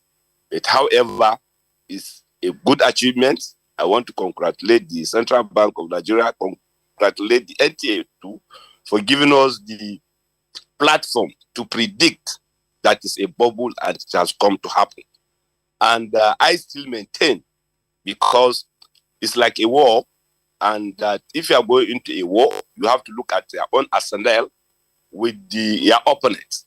Here, those that are involved in illegal economic behavior of currency substitution, hoarding, are attempting the powers of the central bank, the powers of the EFCC. And I believe the central bank still have the arsenal to checkmate any economic illegal behavior. So I congratulate all. At least there is some less pressure now. People are not even coming to buy. That free spurious demand or frivolous demand that has been noticed in the market, it has reduced drastically. And we pray the central bank will seize the opportunity to maintain this tempo that we have so far recorded. Its gain is important. Then let me go straight to the subject of discussion, the operation of the BDC and then the ungoverned spaces. A BDC, you see, I also want to make clarification. I've been making this clarification so many times. There is the need for us to understand the difference between licensed bureau de change and unlicensed bureau de change. I said it even in our last discussion, that we're happy that even Financial Action Task Force, a governmental body that sets standards for anti-money laundering and terrorism financing, have been convinced to recognize the activity operations of these ungoverned operators. So they are different from the licensed bureau de change. Let me define what a licensed bureau de change is. A licensed bureau de change is a small-scale institution licensed by the central bank to engage personal traveling allowance, business traveling allowance, school fees, mortgage, subscription. This is our 4 to 5 major product or scope of operations. What is the objective of licensed bureau de change? Some of the speakers have given how it all come to have licensed bureau de change in Nigeria in 1986. It's about formalization. It's the on government space. There are sectors that have been there even before the establishment of the Central Bank of Nigeria, but they are not formalized.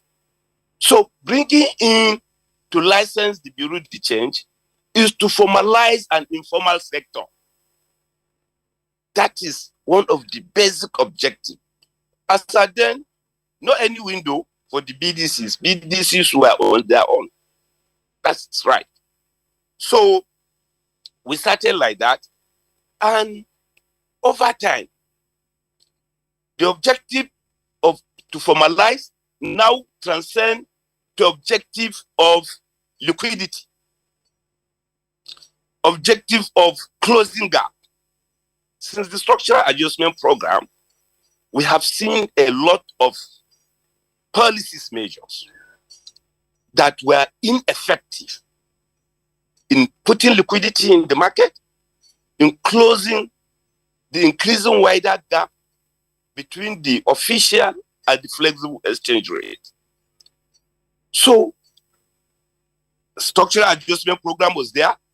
We have the whole Dutch auction system, where then is the banks that go there and buy any volume and come and allocate to any customers that they like.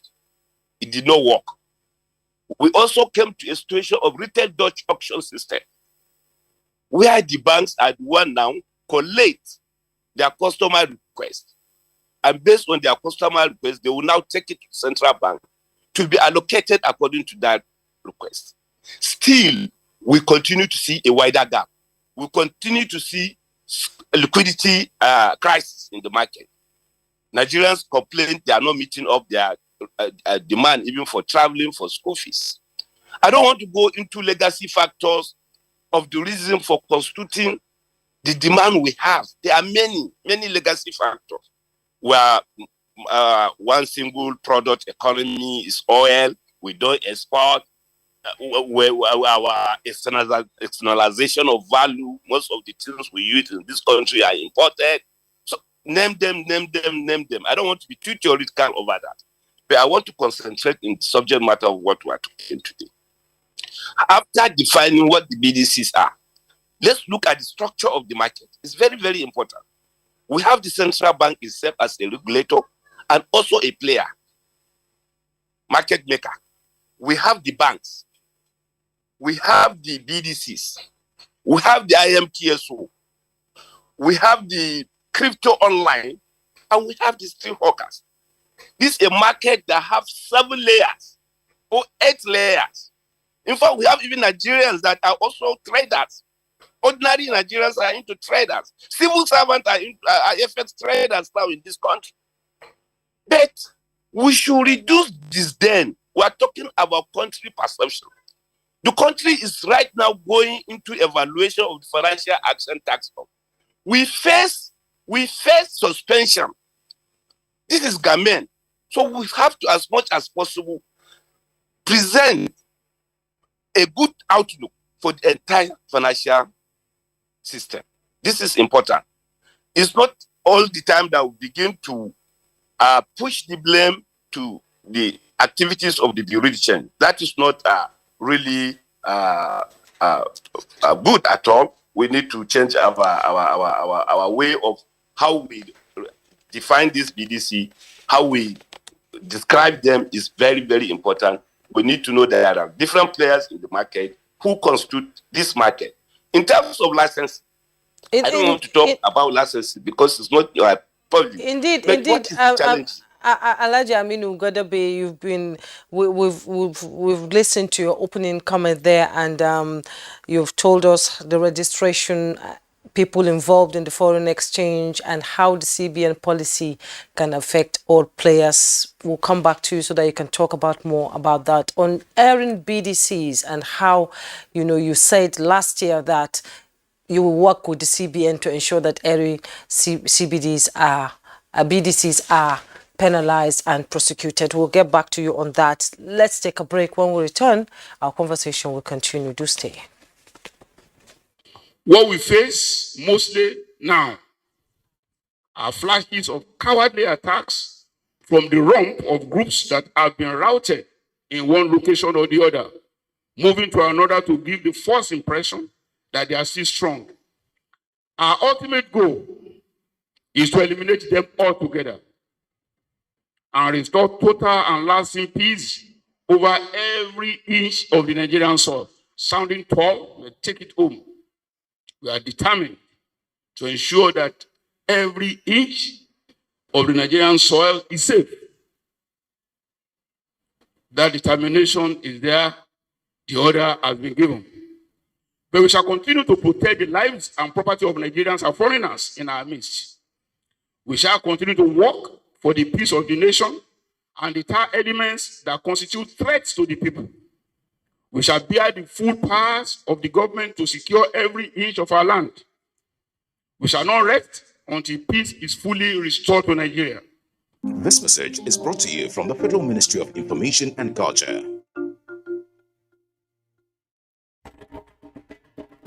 To every politician, as the campaigns gain momentum and passions begin to rise, remember, the errors of your opponents do not make you a success. Do not run down your opponent and inflame passions to violence between and among your supporters. What counts is what you plan to do for the electorate and how you intend to relieve the sufferings and bring succor. Nigeria is in dire need of patriotic leaders at all levels, leaders who will make national development their priority. Concentrate on telling the electorate what you intend to do when you get into office. Focus on making your vision clear to the electorate. Don't engage in verbal abuses, fake news or speeches. Keep dealing with issues that will bring progress. You win the hearts and minds of the people by being above board, by being civil, patriotic, and showing empathy. Let's join hands to make the 2023 elections peaceful. A message from the National Orientation Agency. The Honorable Minister of Information and Culture, Alhaji Lai Mohammed, welcomes the United Nations World Tourism Organization Secretary General and Ministers of Tourism, Culture and Arts from the UNWTO member states to the first UNWTO Global Conference on Linking Tourism, Culture and the Creative Industries. Date from 14th to 16th November 2022. Venue, National Theatre, Igomu, Lagos. Workshops and technical sessions starts on 14th November. Opening ceremony 15th November, time 10 a.m. A Day with Nollywood, 16th November, time 10 a.m. Special guest, UNWTO Secretary General, Mr. Zurab Pololikashvili. Special guest of honor, His Excellency Muhammadu Buhari, GCFR, President, Federal Republic of Nigeria. Mrs. Lydia Shehu Jafia, MNI, Permanent Secretary, Federal Ministry of Information and Culture. Announcer.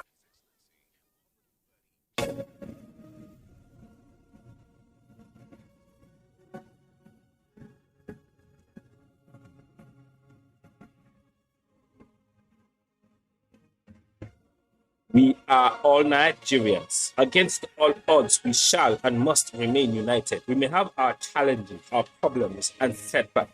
However, together we shall overcome them all. What doesn't break us shall make us stronger. This is the mindset that shall bring peace, progress, and prosperity to our beloved country. Do not let tribal and religious sentiments govern how you think, act, or feel. Don't be influenced by those who want to destroy our precious national unity. Everybody who is a Nigerian is your brother and your sister. This is the mindset of the new Nigeria. It is also the mindset that we must all adopt. Let us support each other in creating the Nigeria of our dreams. This message is from the Nigerian Television Authority, NTA.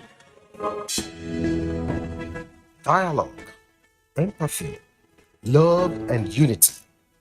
These are vital components of nation building. For all to be well, we appeal that we should refrain from volatile, provocative, inciting messages and language.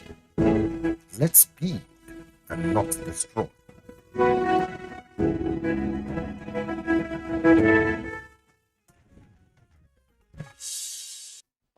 You're welcome back, and if you're just joining us, we have been discussing sanitizing ungoverned operators in the Forex sector. We have to come back now to the studio where Dr. Hassan is seated. He's the Director of Monetary Policy Department in the CBN. You've listened to all the guests from the BDC president to the AFCC, Ni Akisuju, the economists. You've listened to them. Policies are made to be followed by stakeholders or whoever is participating in a particular business that policy involves. When this policy was announced by the CBN, there was a lot of, arguments from Nigerians saying that it is not going to work, it is just going to affect the common man, the people, the real people involved in the business itself will not be penalized or arrested. And some people are saying that at times politics too pushes the dollar to go up, because recently we've seen what happened from the primaries to the, campaigns, and now campaigns are coming full blown. How can we, make sure that the escalation of the dollar over the naira does not happen again? Because when it was 900, a lot of people were waiting for 1,000 to go and change their money so that they can make money. How can this policy of the CBN, affect it? When I started my narration, I gave an example of whether the advantages we had from, finding oil and prices of oil were going up was a blessing or was a curse. The end of that study showed that for many European and other emerging market economies, including the United Kingdom, they developed their economies through the proceeds of these raw materials or abundant natural resources, including the United States, Netherlands, Norway. Many of these economies, transformed their economies from developing subsistent economies to advanced economies using the proceeds of these, natural resources that they got. But our economy, reversed to the negative side because of this, abundant resources that we had. And the conclusion, the reason for that was one, weak institutions. And so the only thing that can make you transform your natural abundance or endowment to economic activity, productivity, and better standard of living is strong and efficient institutions. And why I'm bringing this is that now we've talked about all this, and Nii said it, it's like the most regulated sector, including the banking industry. If you meet any of the bank MDs now, they will tell you that, central bank is just stifling their business. Now, if you do that, and the director from EFCC also mentioned that this is all stakeholders engagement. Kingsley, off the record, was mentioning, public enlightenment. I think National Orientation Agency also needs to be speaking to the people. So what we're seeing is just the decadence in the institutional structure. And when I mean institutional, I also mean people. Not necessarily EFCC, Central Bank, NTA, no, even the people, including the rule of law and the regulations, regulatory framework around it. We used to have BOFIA when, if for example, we have what we call credit management system. For you to register, give a loan, there are credit requirements, and if you flout those loans, we also have regulations that everyday banks should make rendition to central bank. If you don't make rendition, the charge was, I think, 100,000. And so banks, 1 month they don't make rendition, they will say add the 100,000. 1 million they pay. So that punitive measure was not, commensurate to the crime being committed. That was revised. The EFCC Director of Operation also mentioned here, and Kingsley was supporting that, are those people prosecuted? If you know the consequences of your crime, you can pay for it. You continue with the crime. But if you have punitive measures, if you've had people, and I like the analogy, it was more or less challenging EFC, that in your Excel sheet that you show, are you going to be showing us and people are arrested for FX? Yes, Because if you have not seen anybody, yes, being arrested and prosecuted and is already in jail, is in Kuje, what did he do? They say he sold this on the street. The chairman of the BDC's proprietors also, made a statement. I just want to even ask one question. If you go to Zone 4, including Wapa, or what do you call it in Kano, or Airport, Ikeja side, why do you see thousands of people on the street? You're supposed to do your BDC in an office. You don't go to bank and you see teller guys standing on the street say, bring your money. You have an office, and like I said, when we register a BDCs, you have to have address. The individuals have to have CVs. We have to put there, you have to have BVN, you have to have instruments, even computers and co in your office. So when you want to buy FX, you don't buy it on the street. So let the BDC group associate themselves. Say, all you guys, if you don't have space in the office, don't stay on the street. Just drive to those areas I'm telling you. You see, even bench, they arrange it from morning till evening. So they should sanitize those people. If you said you have an office, if you're going to buy FX now, you want to go to number 7, so Zone 5. And when you have issues, and when you do those transactions, they are supposed to record it, take your details. If you go to, and Shuaibu mentioned it, if you go to the UK, even if you have $5,000, you won't go and change it. Because they say bring your passport. And then they will record it. Yeah. If you are lucky, they will take your picture. Immediately they start doing that, you say, no, I just want to spend 500. And then you start going around. And even if you go around, you'll still be captured that this guy has gone to 5 BDCs. And you see somebody who just, hello, how are you? Are you doing well? Can we have a chat with you? And you realize that. So that is where... Yes, that is where you see institutions... Anything you say will be... Yes, and processes work. Yes. If we don't get to that level, then EFCC also said it, we need to deploy the advantage of technology. Okay. How many people are staff of EFCC? Even if you go to Zone 4 now, with 10 EFCC guys and you have 1,000, they will beat them up. You can't shoot the 1,000 people. So you still need a lot of technology. And that's why he explained that we don't just go and raid and catch anybody. We know that 1-2 person is there. So they'll go to that place. If you are lucky to be standing there, they'll take you along. But later you come out, explain yourself. So the point I'm trying to make here is that let's be very practical about this. It's not something that is undoable. No amount of regulation in terms of, you have to have channels for implementing those regulations. You have to have consequences for what you have done. The punitive measure must be commensurate to what we want to achieve. If you do all those things, and I think Shoaib also raised a question. You see, even there are issues of moral hazard.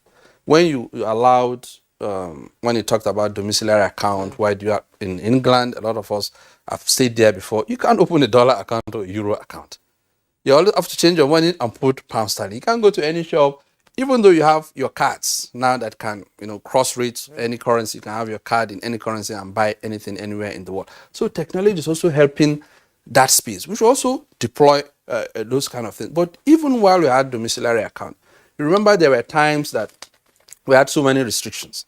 Even if you have domiciliary account, because like he also, I think the chairman of BDCs said, is formalizing that sector. Let's bring those sectors into the visibility of the regulators. Because if you don't see them, you can't regulate them. Yes.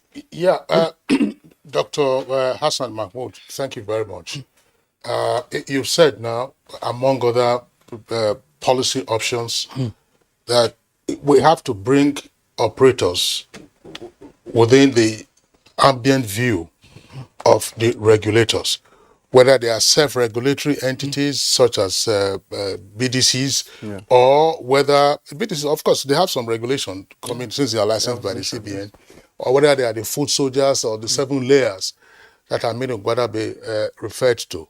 I want to bring in Shuaibu Idris one more time into the conversation. Shuaibu Idris, look, abrogation of the Exchange Control Act of 1962, because they said that it was making capital repatriation more cumbersome.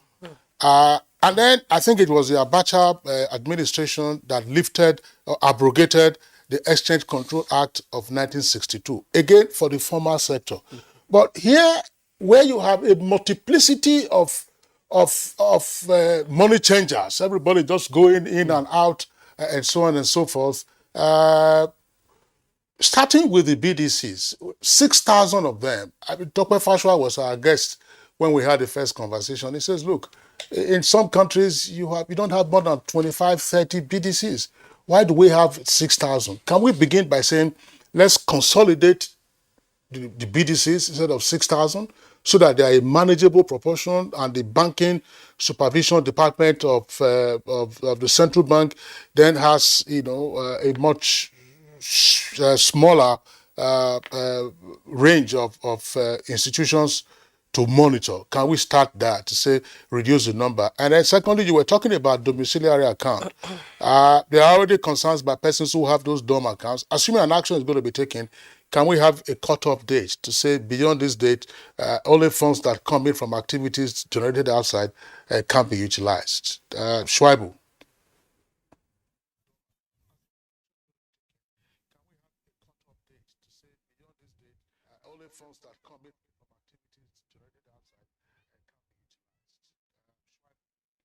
Kinsley, thank you very much for that question. Before I answer that, let me just correct an impression. Dr. Hassan and fellow discussant, the boys on the streets that EFCC read to catch, in marketing parlance, we call them canvassers. If you go to Wafa, let's say I go to Wafa's in Kano with 500,000 naira and I want maybe $1,000. I will not be able to transact that, business on that street. The canvasser will take me into a shop to conclude that transaction. And the point I tried to make, as far as the EFCC rating is concerned, is so embarrassing. We can use technology. Dr. Hassan has alluded to that. Use technology, monitor from outside, from a cocoon, and be able to handpick, invite people. But quite a number of those guys that have been arrested, they are canvassers of licensed bureau de change. Indeed, they are unlicensed bureau de changes that are licensed traders that are committing a lot of other crimes. My second intervention is regarding the choice of the word parallel market, black market. 1962 Act that you said was abrogated. Prior to abrogation of that act, we used to call the street hawkers as black market. The moment that decree was abrogated, we now changed the balance into parallel market, and we defined the market into fundamentally two distinct sectors, the thick market, the thin market. The thick market today is I&E window. 90% of foreign exchange transactions are conducted in that market. Somewhere around 3 to 5% is conducted in this thick market. I mean, the juries can decide. The thick market is the market. So why do we even want to bother so much about the thin market? Dr. Godebe said the bubble has busted. Maybe yes, it has busted. But Kinsley, Jumai and fellow discussant, we are at the verge of harvesting grains into our homes, meaning the farm produce are coming back home. Check the price of soya beans, maize, guinea corn. In the last 1-2 weeks, each of these bags have added not less than 3,000 naira in terms of pricing. What has happened? Because there is a raid, the so-called show of gallery by the EFCC raiding the Bureau de Change, those who are trying to hide the money are now not buying dollars to keep, but they are now buying grains to store. Let me see if the EFCC will go there and begin to raid Danduma market, Dogondawa market, and this market. We need to be doing things in the modern day way of doing things. Raiding street that we were doing 40 years ago and we are still doing it today, to my mind, is a total embarrassment. Regarding your question on sanitizing the BDC, 6,000, of course, is enormous. Dr. Hassan has alluded to the inability of the central bank to save 200, 300 staff in the department to manage this. I believe this is one of the best and the most realistic point I have ever heard from any central banker as regards the inability of central bank to manage the BDCs. Hitherto, even the governor of the central bank, Godwin Emefiele, did say, oh, these guys are criminals, they are being used to commit fraud. I think the justification you brought is quite apt and germane. How do we control that? How do we... Okay, Shaibu Idris, we're really running out of time. Like Kingsley said, a day is not enough to discuss this issue. Let me bring him briefly. We have like 2 minutes to go. Abdul Karim Choko, you've listened to Shaibu Idris. We hear that apart from the dollar, Nigerians or people out there are also going for other currencies, to exchange into Naira. And like he said, in the markets now, dollar is being used to buy food in the market and store. What actions are you going to take on that briefly in 30 seconds? Thank you very much. Well, Shaibu has actually made a very important point, and I think it is just necessary for us to make it clear. Those that are rushing to the commodity market are not going there because of the dollar. They're actually going there because of the policy of central bank about the design of the Naira. New Naira notes. New Naira notes. And we have the intelligence. The AFCC is a professional organization. We work based on intelligence. And we are working with not only the AFCC alone, but rather we're working with other stakeholders. What he has alluded, saying that, well, when you're talking about illegal Forex operators, you can't just invite people on the streets that don't have addresses. You can't. There are times that you need to invite, but there are other times that you just have no choice but to make arrests. So like I said, as a law enforcement agent, we are law abiding, we work based on intelligence, and we work with stakeholders. I think the basic thing is we all have to be innovative in the whole of this approach. But you can't do this work without arrest.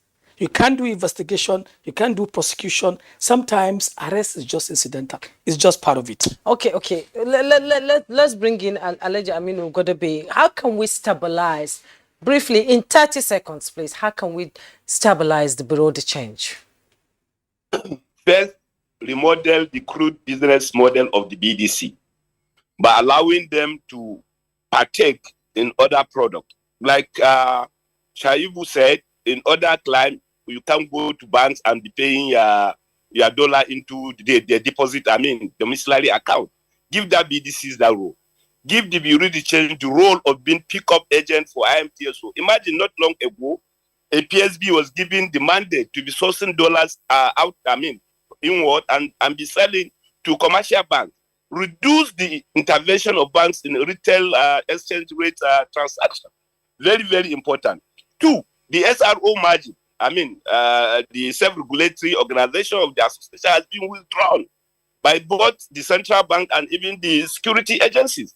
There are times we want to even punish people, and when we go, in fact, you see, this is very germane. The self-regulatory status of the association should be returned to it.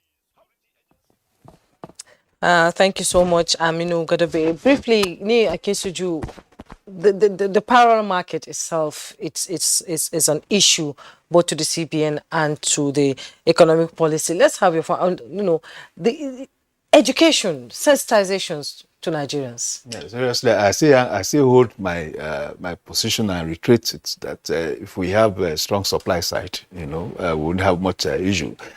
Just like inflation rate anchor, you also have a foreign exchange rate anchor. If there's expectation of continued devaluation, depreciation on your currency, there will be a drive, a motivation to use it as a foreign exchange, as a store of value. So, but if there is enough to take care the needs, the basic needs, and there is a stability in the foreign exchange market, the expectation will be lower. Okay. And of course, the pressure on demand will reduce. Okay. And of course, you will not have much need, for BDCs, as it were.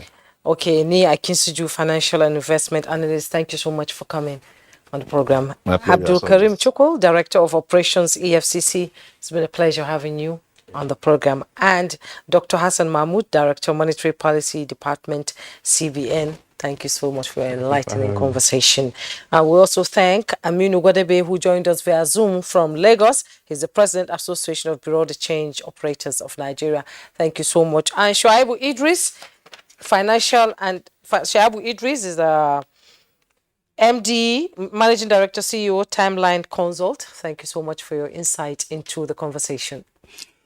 All right, that's it. But I should express my doubt that we have actually worked out how to depopulate the government operators in the Forex market. Like so you said, a day is not enough for that. Absolutely. Thank you for being with us. Join us again tomorrow, same time, 7 o'clock in the morning, for a fresh package of Good Morning Nigeria. I'm Kingsley Osadolo. And I am Juma Yusuf. Enjoy the rest of your day.